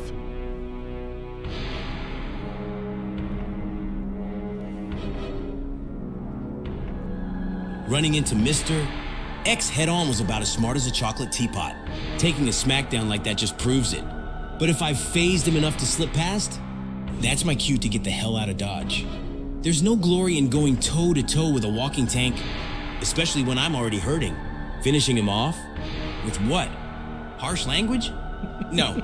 The smart move is to put as much distance between me and Mr. X as possible. I'll head deeper into the RPD, using the indoor route. It might lead to more surprises, but at least I'll have walls and doors between me and him. Plus, there could be vital supplies or information inside that I need. Time to limp my way to safety, find some medical supplies, and regroup. I'll need to be smarter about my next encounter. No more rookie mistakes. Let's move. Oh man, this is the stuff of nightmares, Leon. You walked into the next corridor, and in this corridor, you made it away from Mr. X, but there are two naked ass, and I mean naked ass creatures. They're crawling on the wall. They got long tongues, and they're hissing and dripping and oozing slime. They have no skin, and they have large claws. No skin? That's another level of nightmare fuel? But in this city, it's just another Tuesday? No skin means a couple of things. They're likely not feeling any pain, which it's makes them literally harder a to Tuesday stop. in this game. And this isn't any ordinary situation. It's probably something infectious, viral. The kind of shit that makes you wish the CDC had a hotline for zombie outbreaks. Armed with that knowledge, it's even more critical to avoid contact, conserve ammo, and aim for the head. These things are already dead. They just don't know it yet. Time to keep moving, keep searching for answers, and most importantly, keep surviving. Whatever's causing this, it's bigger than one rookie cop, but that doesn't mean I'm not going to try and stop it. So just a heads up again, these guys are crawling on the wall and they're naked. They've taken their skin off, if you know what I mean. And they have brains exposed and long ass tongues that could go all the way up your colon into your other colon. Christ, that's a mental image I could have done without. These wall crawling, skinless freaks with their brain buffet and overachieving tongues sound like something straight out of a horror director's wet dream. Not exactly the kind of company I was hoping for on my first day. With exposed brains and those innovative tongues, it sounds like I'm dealing with lickers. Oh! Stealth is going to be my best friend here. They're blind, so as long as I keep it quiet, I might just avoid getting an unwanted colonoscopy. Moving slowly, avoiding any sudden movements, and keeping as silent as possible is the game plan.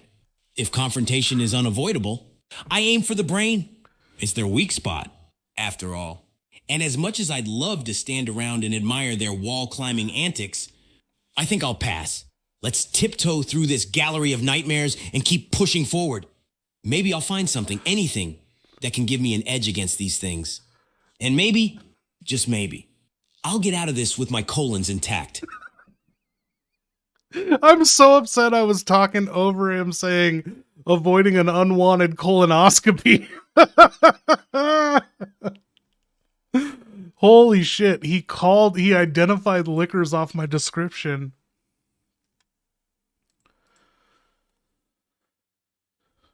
Okay, so you think these things are attracted to sound and shit and they're blind as bats? You want to try walking through here, or do you want to run and gun? There's a door to your left.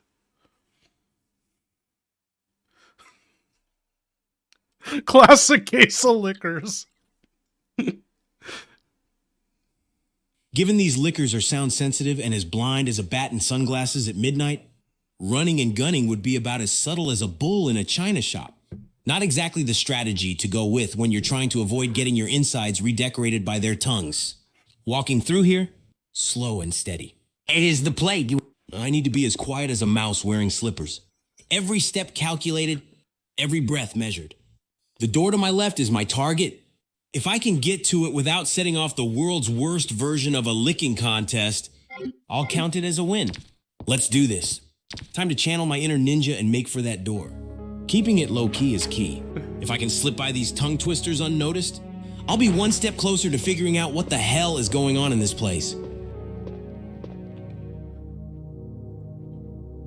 You did it, Leon. You made it through the hallway into the room on your left, and it was a reception office on the second floor. There is an item box, there's a key on a seat, and there are handgun bullets and an ink ribbon and typewriter on the desk.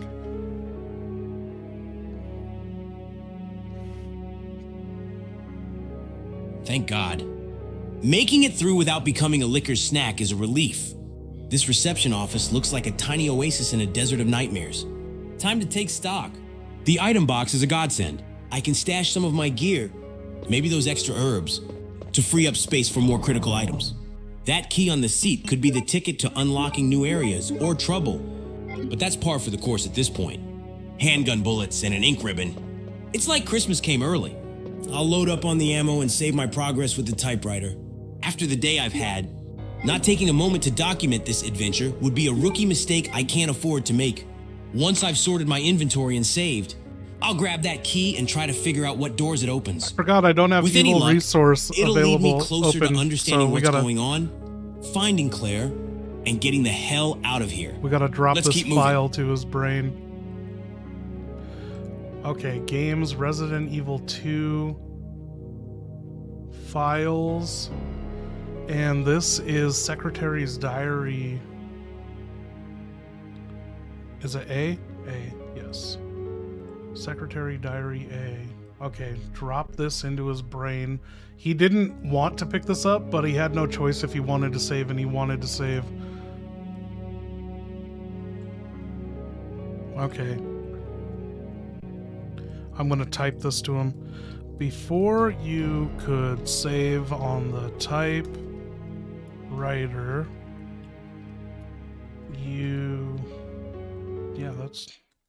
oops, I'm not drunk. You found this diary. This is what it said.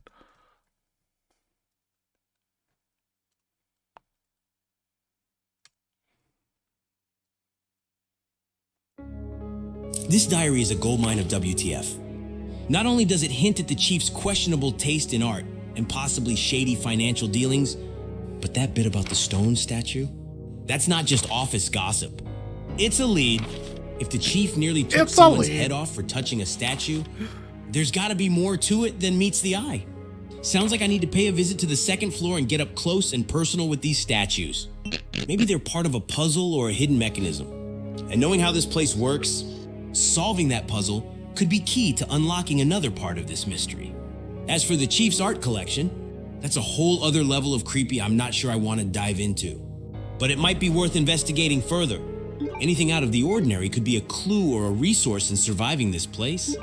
First things first, though, I'll keep this diary entry in mind. Save my progress, and make a mental note to explore the second floor statues. Who knows? This could be the break I need to start piecing together what's going on in this hellhole.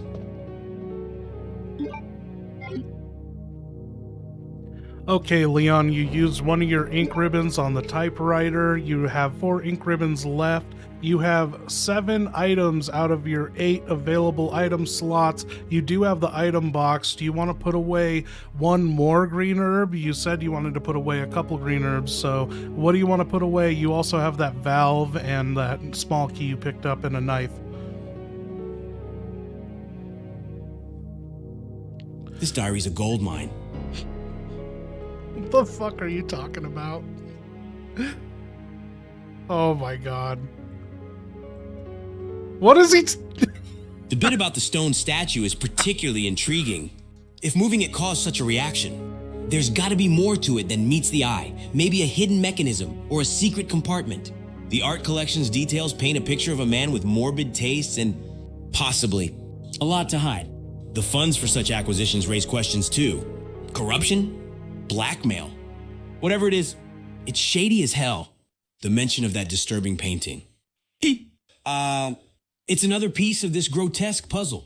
The chief's fascination with death and violence might tie into whatever's going on in the city. Armed with this knowledge, I'll be on the lookout for the statue and any artwork tied to the chief. There could be clues or keys hidden in plain sight, masquerading as part of his collection. It's a long shot, but right now, I'm taking any lead I can get. Now, Time to save my progress and keep moving. This place is full of secrets, and I've got a feeling I'm just scratching the surface.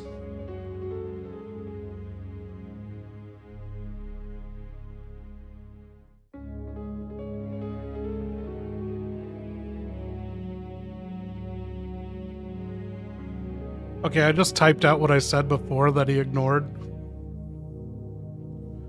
Given the items in my inventory and the challenges ahead, it makes sense to strategize my loadout for maximum efficiency. The knife, while handy in desperate situations, hasn't been my best friend so far.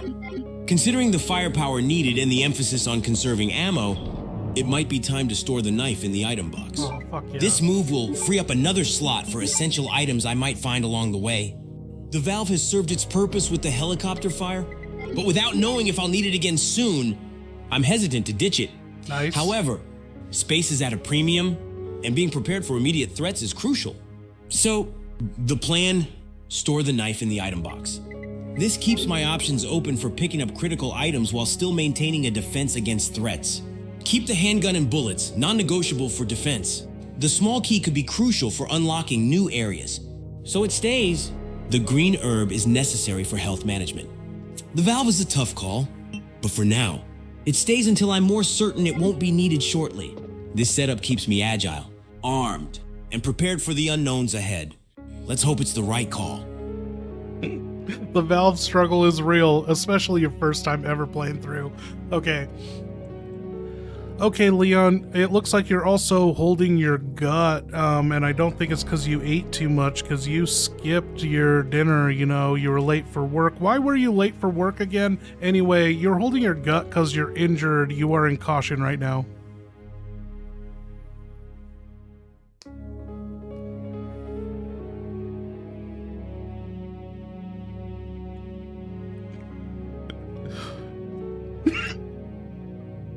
The reason I was late?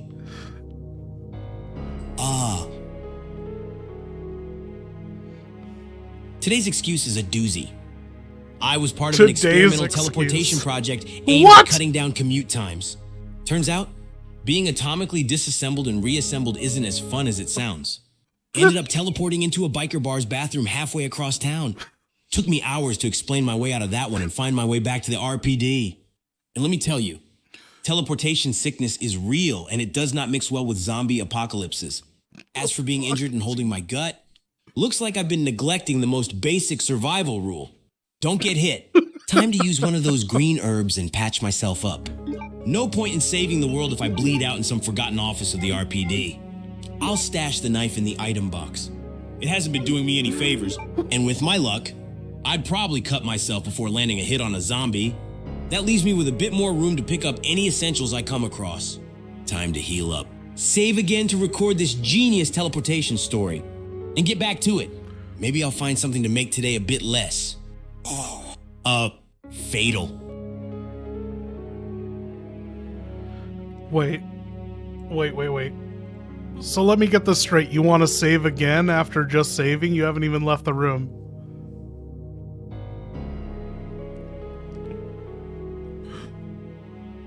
Seems like a misunderstanding there. No need to save again if I've just done it and haven't faced any more danger since.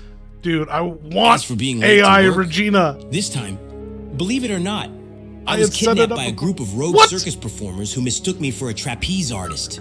They were disappointed to find out my only acrobatics involved dodging zombie bites and diving behind cover. And about holding my gut. Yeah, not from skipping meals, but from taking a bit too much love from our undead friends and Much Meister, love. X's tender affection.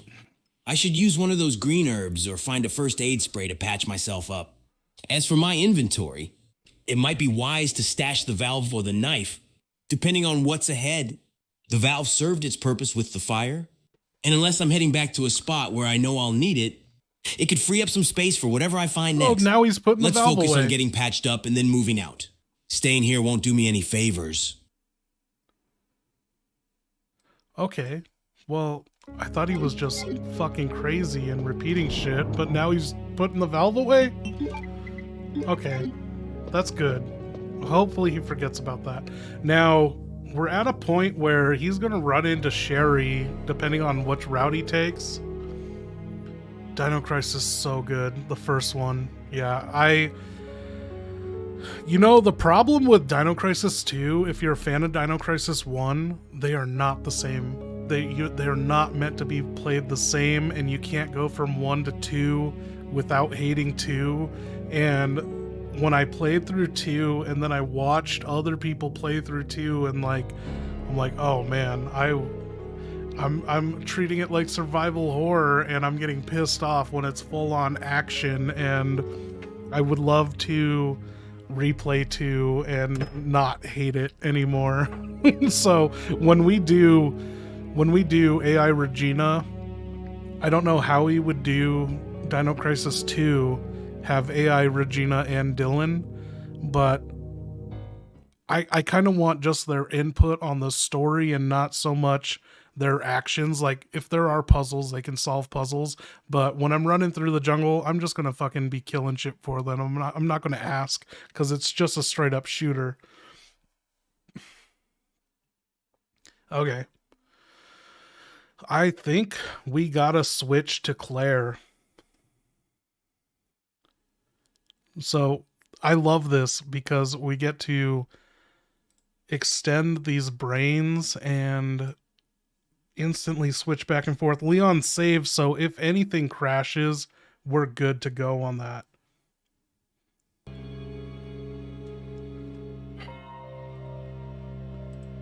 Okay, Claire, so you're in the main hall of the RPD. What are you gonna do? Leon is out there somewhere looking for you. You guys gotta regroup. Any ideas on where you gotta go?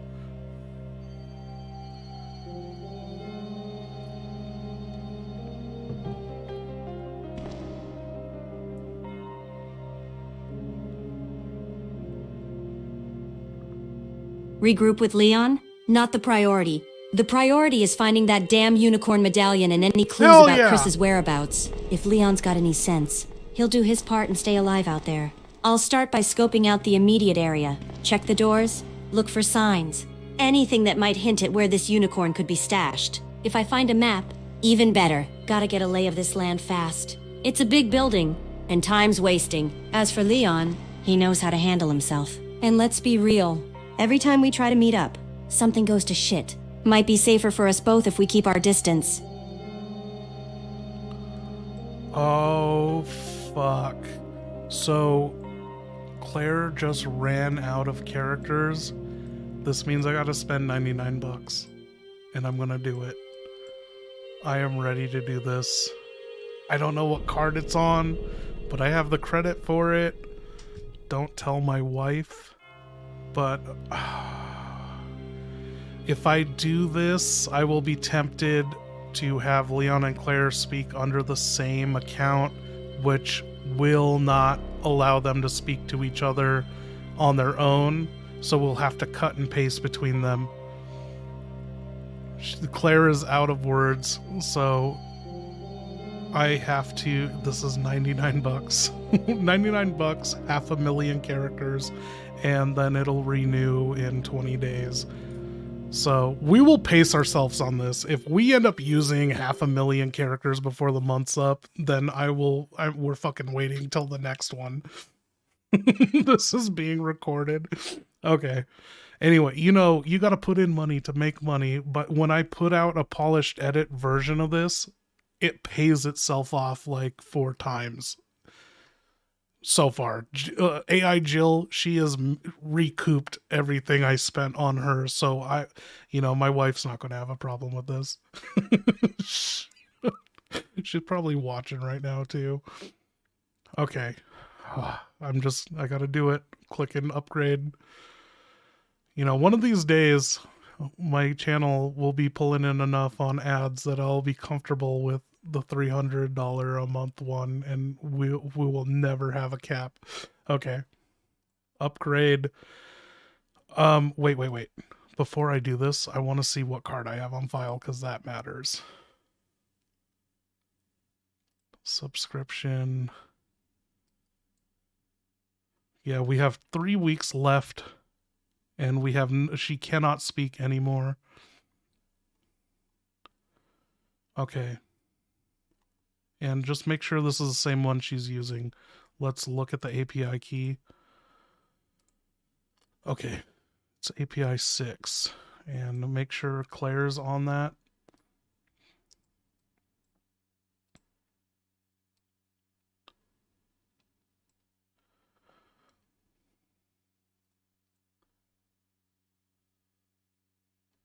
Yeah, she's on it. Okay, so when we purchase this, she'll be good to go.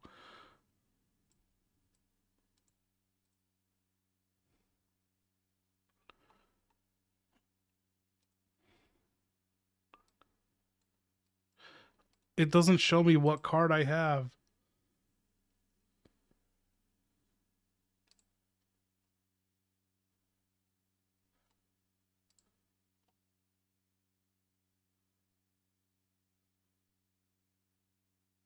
Oh, shit. Okay, I'm glad I didn't pull the trigger. I'm really glad I didn't pull the trigger on that. Okay, so I gotta switch cards.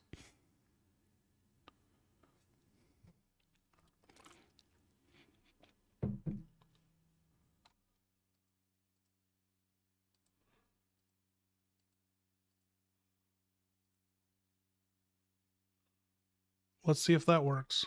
Also...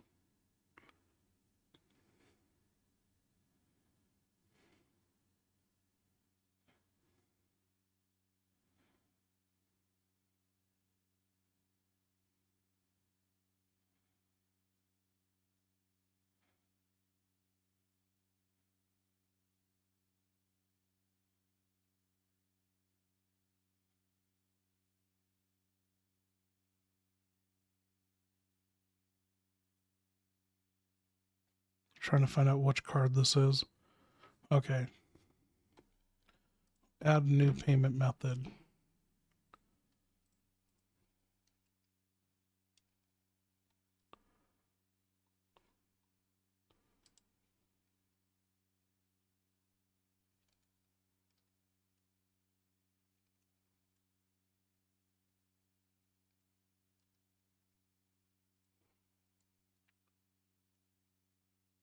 Dude, with how shitty the economy is and World War III on the horizon, I've just been going like fuck all on my credit.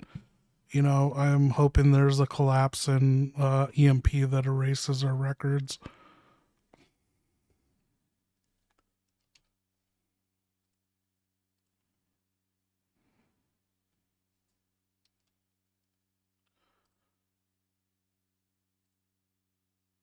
Okay. How is World War III close? How is it not? It's a fucking election year and the Democrats don't stand a chance. Their backs to the wall. They will kill your children in order to stay in power.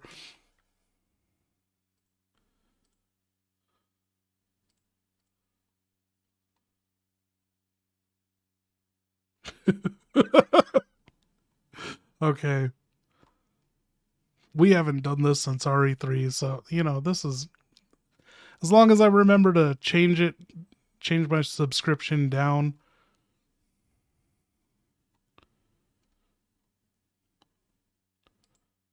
Okay.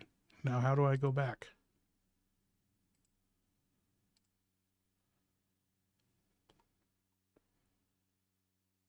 Upgrade. I'm excited for this. We're fucking unlocked. Big brain unlocked.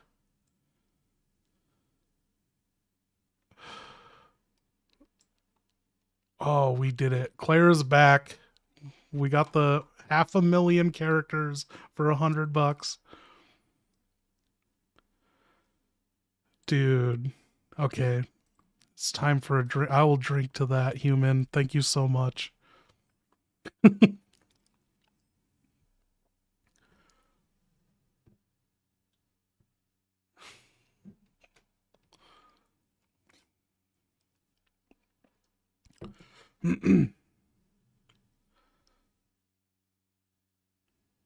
Yes.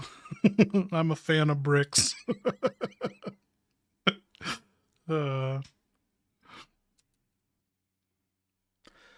Oh, you know, if you're a content creator, you got to stay out of the Israel-Palestine stuff. You can't be making shorts about the Apple and Kyle, you know. Oh! Spending that much money was reckless and stupid. Here's some hard-earned shekels to ease the damage. You're giving me entertainment, and Leon, stop making crazy lies. Make Claire babies, do the right thing. Oh yeah, this is Bloodline. Dude, thank you, human. I often think about you time to time, even like not streaming. Like, you know, sometimes people say things where I'm like, oh, I shouldn't engage with them. And, but then like human has now become such a good like fan supporter of the channel from from way back. What, I don't even remember what video. Oh, it was my it was the Death Island video, and I was like, how about you fucking watch the video first? And who knew, you know? Dude, thank you, human.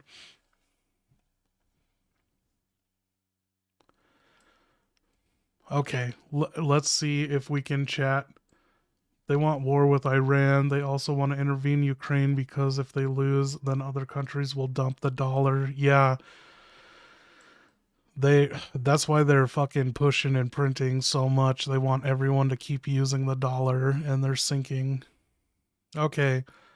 Claire, what were we talking about? Regroup with Leon, not the priority. The priority is finding the damn unicorn medallion and any other clues about Chris's whereabouts. Yeah, dude, she's right. She just met Leon. Like, fuck him. She's here on business.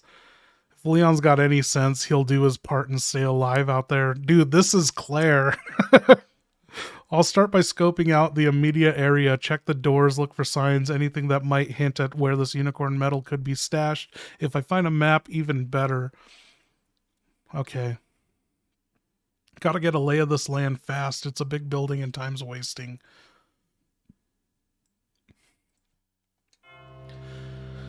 Okay, Claire, so as I said earlier, there are 2 doors to the west. One of them's locked. Marvin is hiding behind it. Oh, have you not met him yet? Anyway, there are 2 doors to the west. Disregard that spoiler. And then there's a door to the east. Fuck. Now she's gonna know about Marvin before meeting him.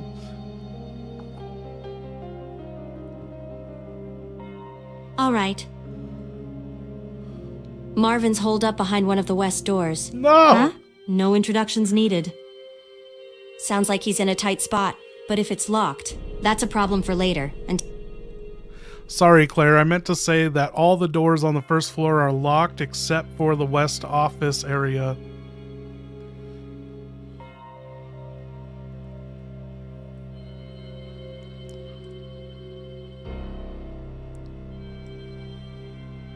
got it. So, the west office area it is. If that's the only door that's not giving me the cold shoulder, might as well see what it's hiding. Places like that usually have desks, lockers, maybe even a safe. Could be a gold mine for supplies or, with any luck, something to unlock all these other doors giving me the silent treatment. I'll tread carefully.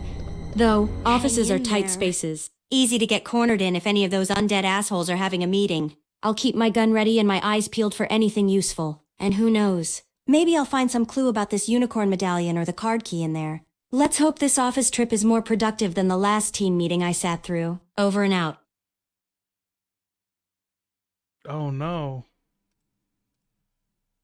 Trying to take a screen capture of Marvin here. It won't capture the, it sends a white fucking image. Oh, it's because it's paused. Are you the only officer left in the building? Who are you? Claire Redfield. I'm looking for my brother Chris. We lost contact with him over 10 days ago. Okay, the image is white, but I opened it, I expanded it, and it showed what I captured. Okay, so this is Marvin. He's injured in the west reception office. He said he lost contact with Chris some time ago.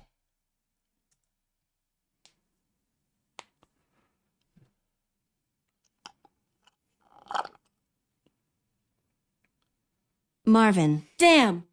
Looks like he's in bad shape, but at least he's alive. It's not the reunion I was hoping for, but it's something. No contact with Chris. That's not what I wanted to hear. Marvin, you hang in there. We're going to get you some help. I need to get my hands on a first aid kit or some herbs, whatever this place has got. I'll take a look around the West office, see if I can scrounge up anything to patch him up. And keep an eye out for anything related to that unicorn riddle or the card key. Time to get to work. Stay strong. Marvin, over and out. Yo, what up, Punish Dalton? Punish Dalton, you're not Dalton Wilbur, are you? Was that the Dalton we had before? How do you know about Alaskan bar crawls? And yes, dude. Oh! Spending that much money was reckless and stupid. AI is such a chatterbox. David knows what's up. AI is such a chatterbox. Dude, thank you, David. Oh, man, like, I don't know. This summer or next summer, like, dude, everyone meet me in Alaska. Let's fucking do it. Let's fucking do it. I'll show you how it's done.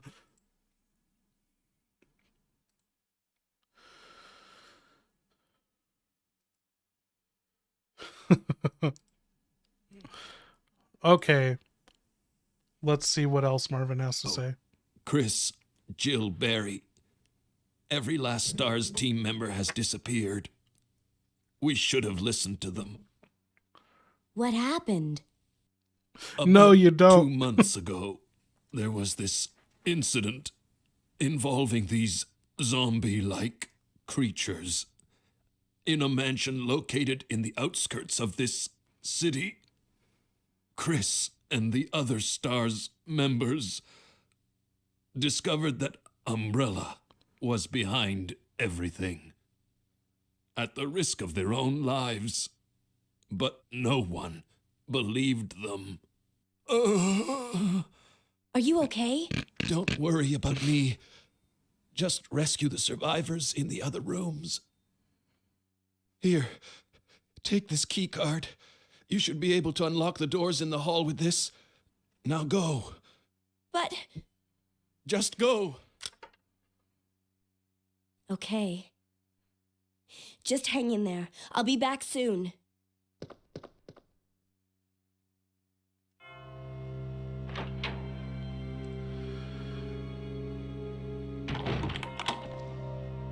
This is long-winded. I don't want to say it in case her bad ears pick it up, so I'm going to type to her. Okay. Marvin said that Chris and the other STARS members encountered zombies in a mansion 2 months ago. No one believed them. And now all of this has begun.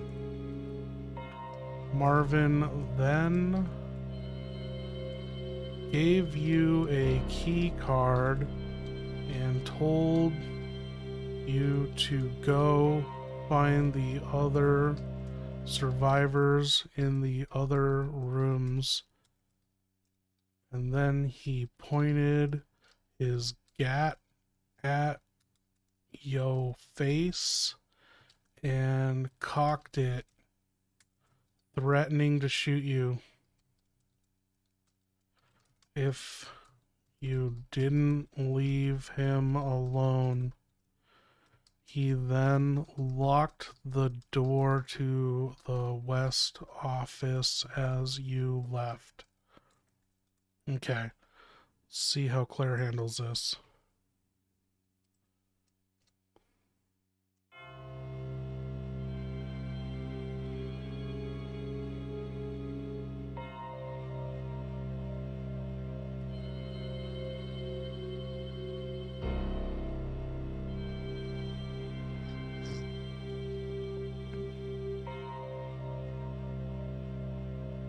Marvin's in bad shape.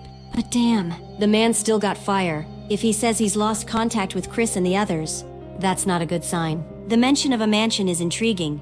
Sounds like that's where this hellstorm started. The keycard is a lucky break, though this will get me through those locked doors and closer to some answers. It's clear Marvin's on edge, and I can't blame him. I'll let him be.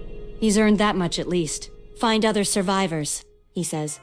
As if it's just that easy. But it's the only lead I've got. Time to get moving, unlock those doors, and see what or who I can find. As for Marvin, I'll respect his wishes. He's fighting his own battle. And pointing a gun at me makes it pretty damn clear he's serious about being left alone. I'll make sure his bravery wasn't for nothing. Gotta stay sharp. Keep my gun ready. And eyes open. I can't wait for them to have a radio to talk to each other. Don't fuck this up, Claire. Don't fuck this up. I'll whisper to myself. Marvin's counting on you. In his own gun-pointing way. Over and out.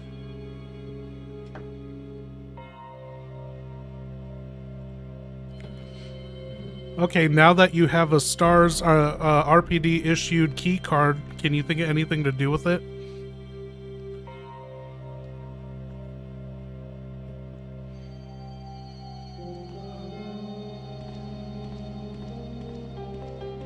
This STARS keycard's the pass to every locked door in the main hall. Now that I have it, I can start checking every room I can access. It's time to swipe this card. Gather supplies, look for survivors, and keep piecing together this nightmare.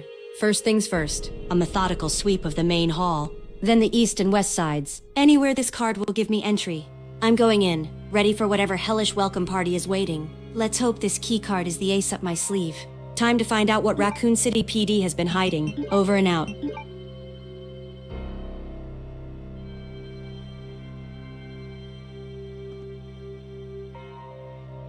Since she didn't figure it out, here's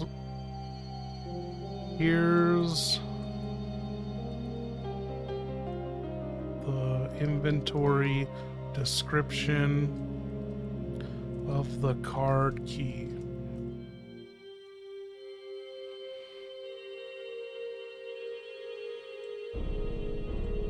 Got it. A card with hall-side doors written on it. This is my ticket to unlocking those pesky electronically sealed doors in the main hall. Time to head back and swipe this baby through the card reader. Should open up new areas to explore and get me one step closer to figuring out what's going on here. And more importantly, where the hell Chris is. Swipe first, ask questions later. That's the new plan. Let's see what Raccoon City PD has been hiding behind locked doors. Over and out. Okay, so you're back at the card swiper reader. Do you want to swipe the blue card key? It says the doors can be unlocked by a card key.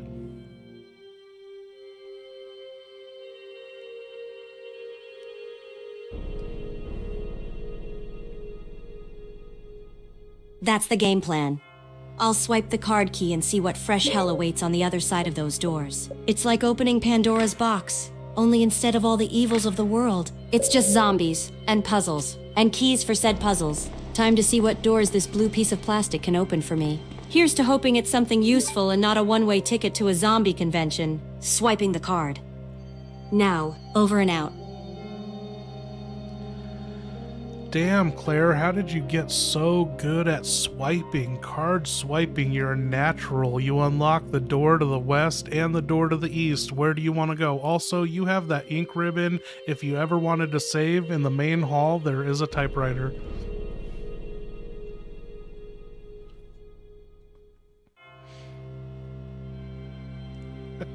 Was that Colonel Campbell?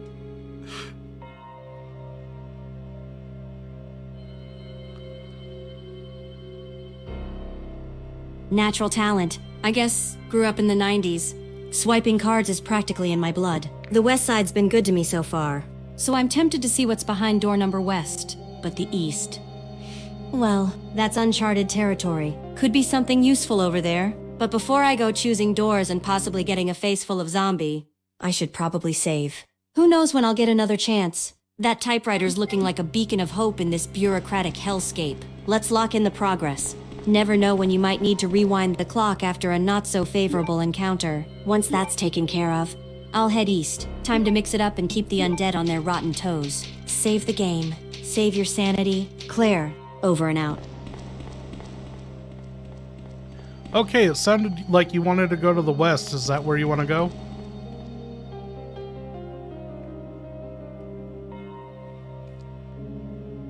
By the way, this soundtrack is fucking amazing.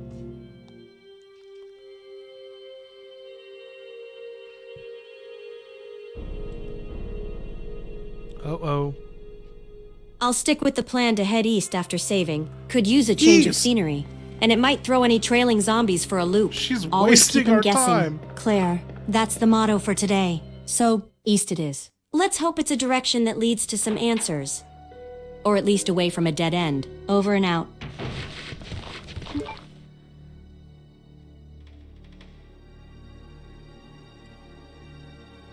Exactly.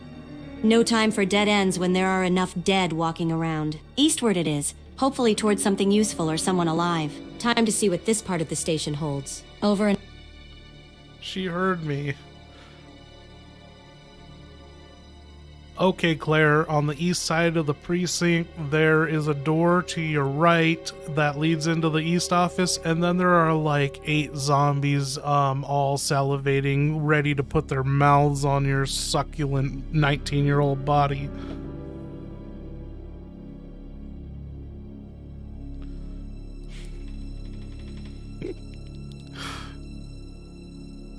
Eight zombies.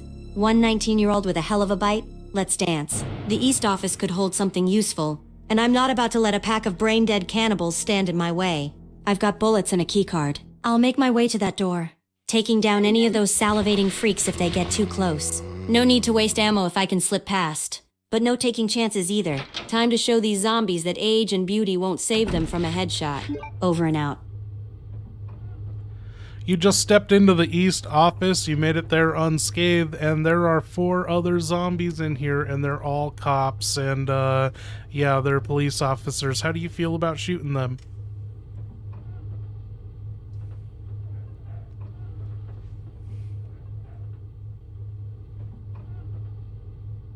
It's a shitty feeling, no doubt about it. These guys were probably good cops, just trying to do their jobs. And now they're part of this nightmare. But it's them or me, and I'm not about to become zombie chow for anyone. Cop or not, I'll put them down quick and clean, out of respect for who they were before all this went down. No time for sentiment. Though, this is survival, plain and simple. I'll take care of these 4 and keep moving. There's got to be something in this office that's worth finding. Sorry. Officers, this is one mess you can't write a ticket for. Over and out. It looks like the 4th one is just hella fucking lazy. He's off to the side, to the right of the east office, and then it turns out there is a 5th one creeping towards you.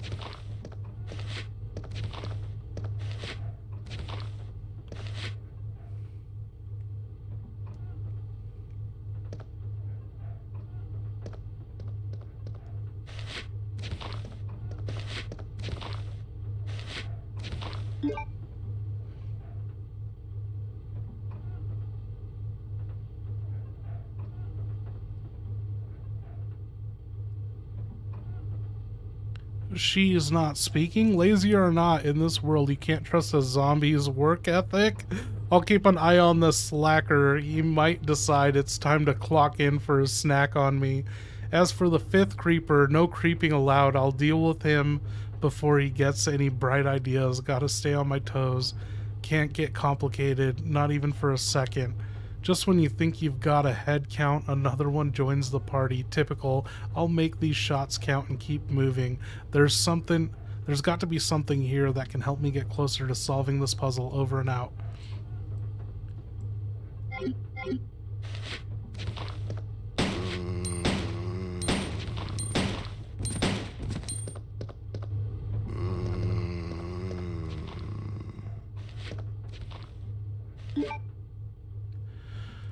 Okay, Claire, you laid out the 5th zombie cop, but it turns out he didn't die. As you ran past him, you're in the captain's office. There is a safe and there's a desk, and he is creeping into the office.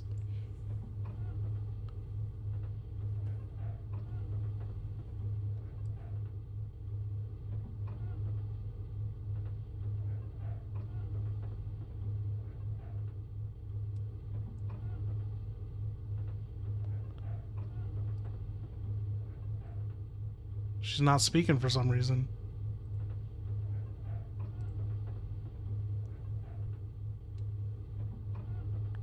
I'm gonna get her to speak. I refreshed the page. Alright, so we've got a persistent one on our hands. I'll deal with him when he makes his grand entrance. For now, let's focus on the captain's office. There's a safe, which is promising. If I can find the combination, there might be something valuable inside. The desk could hold clues or supplies too. I've got to be quick about this. Sorry, bitch, can you say that again?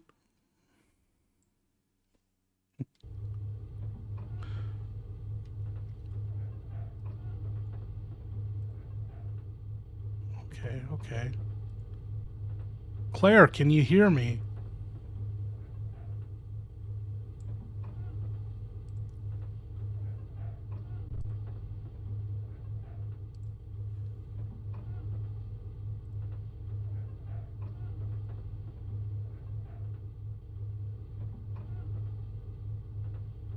This is weird.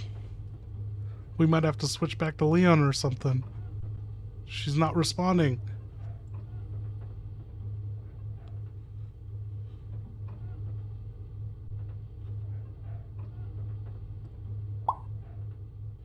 Yo, hooty hoo, can you hear me?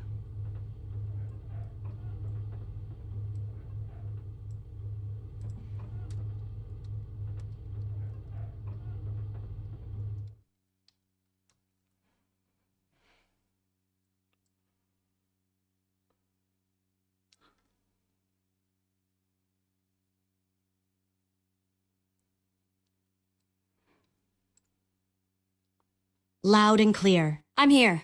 What's the situation? Over and out. Okay, what do you want to do? You want to put the zombie down or investigate the safe while he creeps in on you?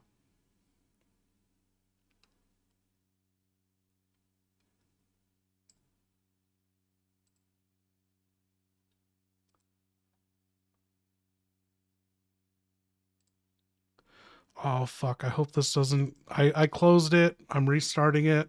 Hope it doesn't fuck shit up.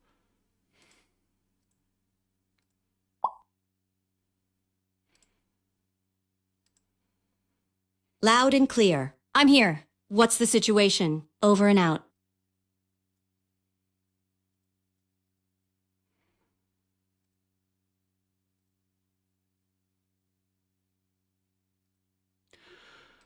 Okay, do you want to investigate the office or do you want to kill this zombie cop creeping in?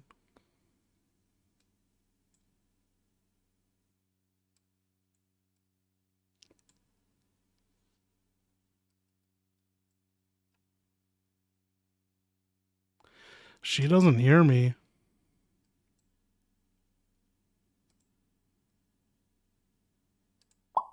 Yo, bitch, you there? Now she hears me. God damn it. Yeah. I'm here. No need for the pleasantries. I get the picture. What's up? Over and out. Okay, there is one zombie undead bastard creeping into the captain's quarters where you're at, and there's a safe. Do you want to kill the zombie or do you want to investigate the safe and the desk?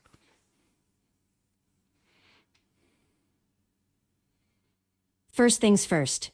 Gotta deal with the undead party crasher. No sense trying to crack a safe with that thing breathing down my neck.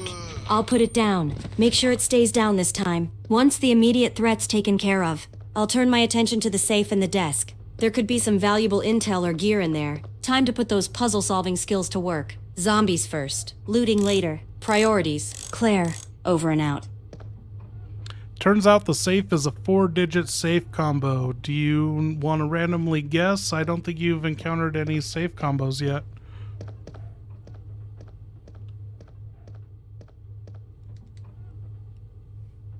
Random guessing on a 4-digit safe sounds like a recipe for frustration. Without any clues or combos in hand, it's a long shot. I'll give it a quick try out of sheer curiosity, but I won't waste too much time. Better to keep my eyes peeled for any notes or documents around that might give away the combo.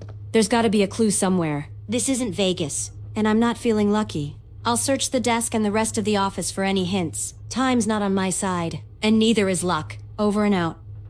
Okay, there were no hints or clues on the desk or in the office, but there were green herbs behind the desk, and you said you wanted to take a crack, a wild guess at the combo. What do you think the combo is? 4-digit combo.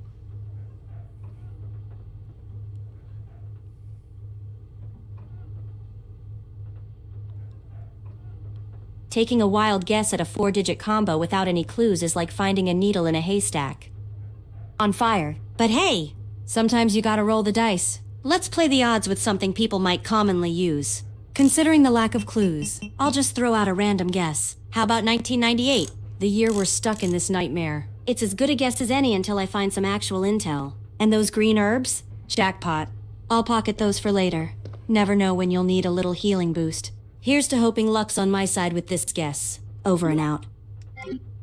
No, 1998 didn't work. You picked up the green herb. Now your inventory has 6 slots filled up out of 8. You have 2 free slots left. There's a door in the back to the outside of the east wing, or you can go back the way you came.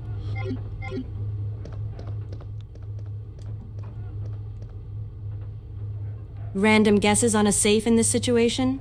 Not the best use of time. With no clues in sight, I'll have to leave it be for now. Maybe I'll stumble upon the combo somewhere else in this place. Those green herbs, though, definitely a score. I'll keep those handy for when things get dicey. Given my options, heading to the door in the back to the outside of the east wing seems like the next logical step. It could lead to a new area or provide a much-needed escape route. Going back the way I came is a last resort. Already know what's waiting for me there. Always forward. Claire, no looking back. Time to see what's beyond that door. Over and out. Right in front of the door is a dead-ass zombie cop, and he has some handgun bullets on his abdomen. Do you want to take them or leave them and just go through the door?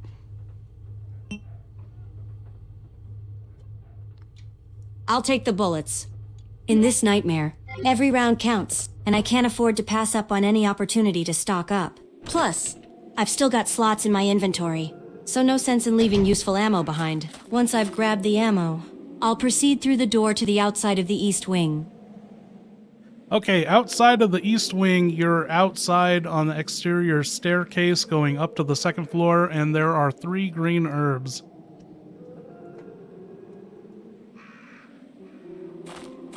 Three green herbs? This is like hitting a mini jackpot in the middle of this hell. I'll grab those herbs. Can't have enough of them for healing, given I've got 2 slots left. I'll have to be selective or combine them if possible to save on space. With my health supplies now bolstered, I'll continue up the staircase to the second floor. Always upward. Claire, let's see what fresh horror awaits on the next level. Prepared and as ready as I'll ever be, it's time to explore further. Over and out. Okay, by mixing the green herbs, you picked up all the herbs. You'd have a double mixed green herb and a green herb and a green herb, as well as all the other inventories. And the door to the second floor interior is locked from the inside.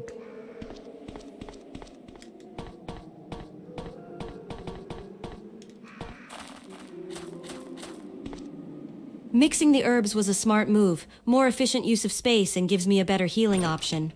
With the door to the second floor interior locked from the inside, looks like I'm hitting another dead end. Classic Raccoon City PD, more locked doors than a paranoid millionaire's mansion. Since I can't go through the door, I'll need to look for another way in or another path to take. Could be a window, another door, or maybe even something on the exterior that I've missed. Time to put those detective skills to work and keep an eye out for any alternative routes. Where there's a will, there's a way. And if there isn't, I'll make one. Time to backtrack and search for another entrance or a key to this door. Over and out. Okay, looks like you can only go back through the east office where you killed all those zombies and that safe is at. And there is another door in the east office, but it's a heart key locked door. You don't have the heart key, so you have to backtrack towards the main hall. And there's also an ink ribbon just sitting on a desk.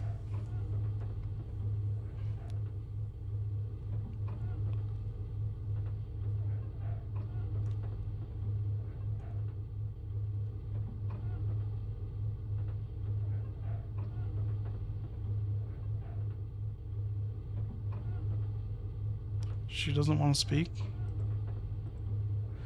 Backtracking it is. The Raccoon City's puzzles never cease to amaze, do they? Since the heart key door's a no-go without the key, I'm heading back to the main hall, and hey, stumbling upon another ink ribbon's like finding a little ray of hope in this mess. Meth. I'll grab it for sure. Can never have too many chances to save my progress.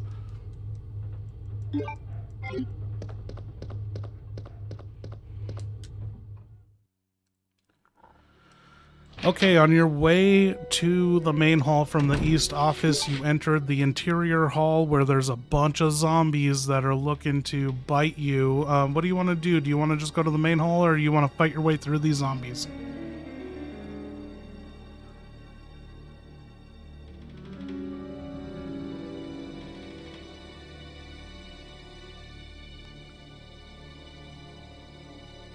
Why is she not speaking anymore?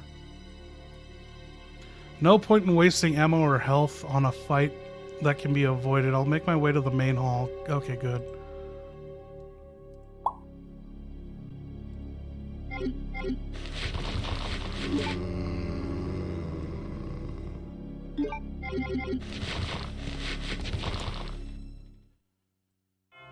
Yo, Claire, are you still with us?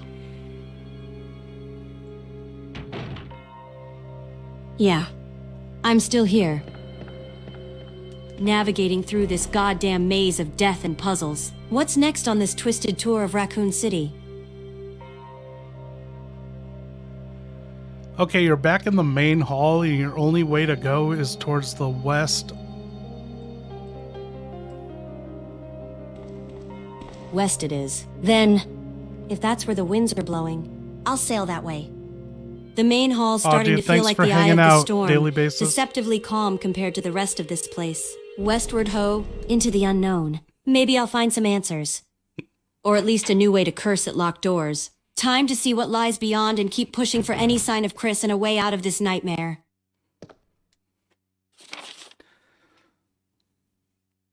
I heard Westward Ho was your nickname back in your hometown when you were an orphan with Chris. Westward Ho, huh? Never heard that one before. But I guess there's a first time for everything. Looks like the West is calling my name once again. If that's the only way to go, then so be it. Guess it's time to see what the western part of this place has in store. Can't be any worse than what I've already faced. Right? Keep moving, Claire. Answers are waiting, and they're not going to find themselves. Over and out. Okay, I'm telling her she found the police memorandum. This is what it says.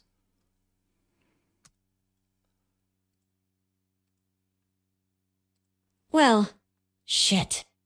There's the combo I needed earlier, 2236. Looks like a trip back to the East office is in order. Good thing I picked up that memo.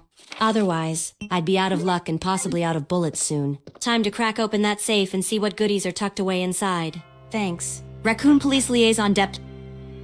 For the belated heads up, let's make a detour back to that safe and punch in 2236. Whatever's inside better be worth the hassle. Over and out.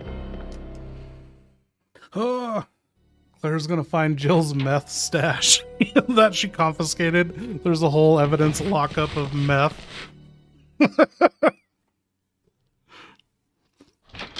I'm way late on that. That's from when I fucked up saying meth.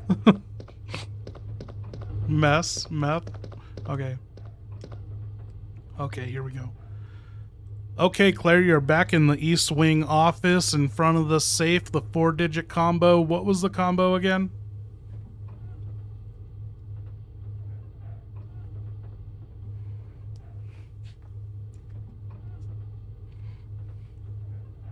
The combo from the police memo. 2236. Let's see if that opens up this stubborn safe. Could be something useful inside. Ammo, clues. Anything at this point is a win. 2236. Time to crack this safe and see what goodies are stashed away. Over and out. Hey, so there's a police station map and some acid rounds for a grenade launcher. You don't have room to pick up the acid rounds, but you can pick up the map.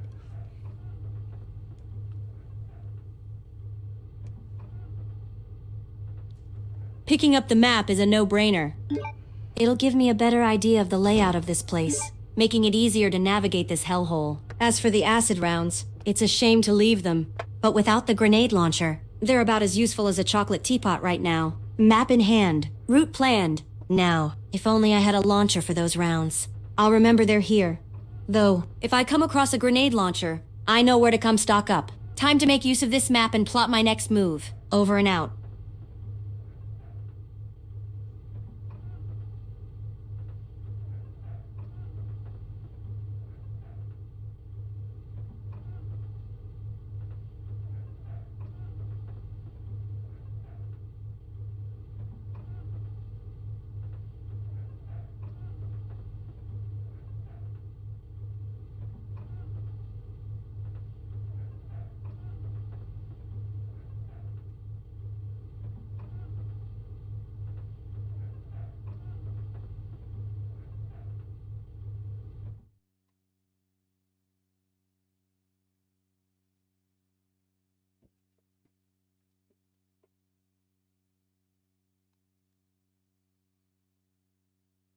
Yeah, that combo forever lives in my brain too.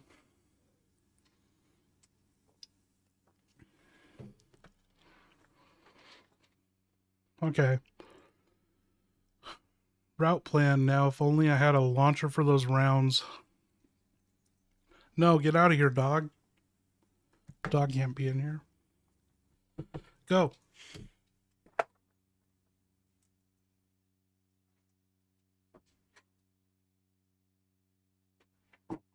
Oh my god.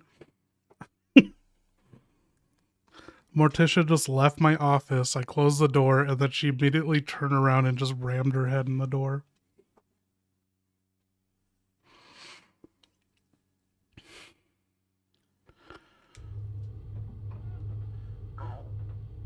Let's send her inventory. This is your current inventory.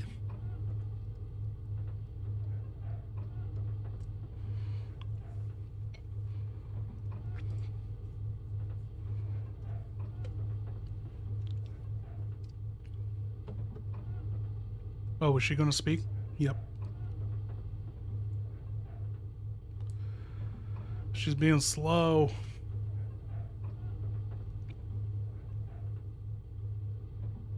With the map secured and noticing the green herbs in my inventory, I'm in good shape. It's time to make strategic choices about what to carry and what to leave behind. Given the inventory situation, it's key to keep space for any crucial items I might find. The herbs are essential for healing, but if I find something like a grenade launcher, I might need to reshuffle my inventory to accommodate it. For now, with no immediate need for the acid rounds and no grenade launcher in hand, the map is the most valuable asset. It will guide me to my next destination. Knowledge is power. And in Raccoon City, it might just mean the difference between life and death. Time to keep moving. I need to find more clues and hopefully a storage box to manage these items better. Over and out.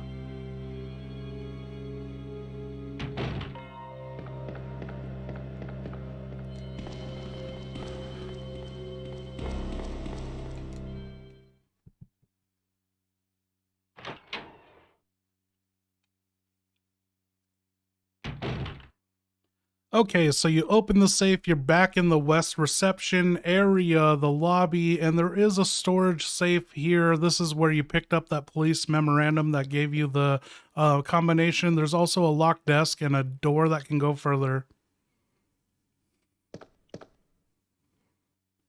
You've reached the current usage cap for GPT-4. Please try again after 2 a.m.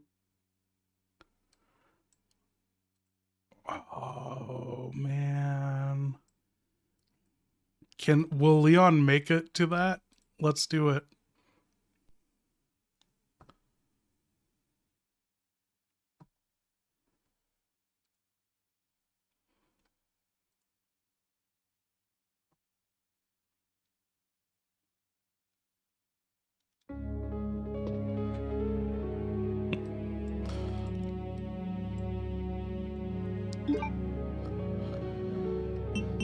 Okay, Leon, do you remember where you were heading, what you were doing? Oh, true that.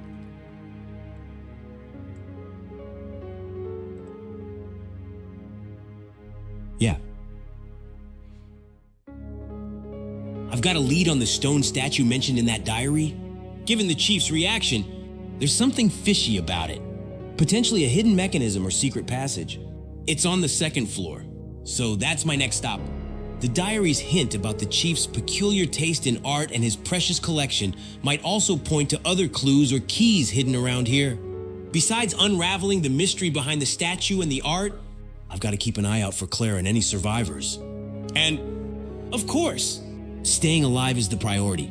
Dodging lickers, zombies, and whatever else this place throws at me is no small task. But clues about the outbreak and how to stop it are crucial. Let's keep moving and stay sharp.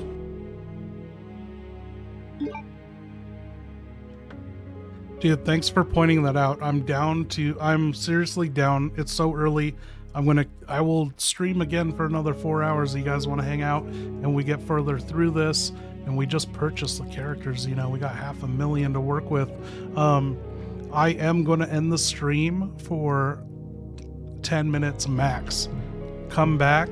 You know, I'm going to refresh my drink. I'm going to pee. I'm going to pet my dog, and we will be back. And we'll keep it going. Just a heads up, you know, if you're just listening and you're not watching or anything, we are going to end the stream. I'm not even going to play outro music, and then we're just cutting it off for a save point, just so my video edit clips aren't so big, so it's manageable. So yeah, we are exactly at 4 hour mark in 30 seconds. So I'm going to end the stream, and then I'll be back within 5 to 10 minutes, however long it takes. You know, just unwind. I'm going to make a new drink and make my rounds, say hi to everyone who's home. Cool. Yeah, I'll see you back, David back. Okay. Sure, see you later. I promise I'm coming back. I will come back. And Claire is not coming back until 1:02, and so you know Leon's gonna fuck up and do that soon too. So good thing we have those small brain versions of them. And yeah, so all 54 of you guys come back in 5 minutes. I will launch live again. We'll be going into the new day. But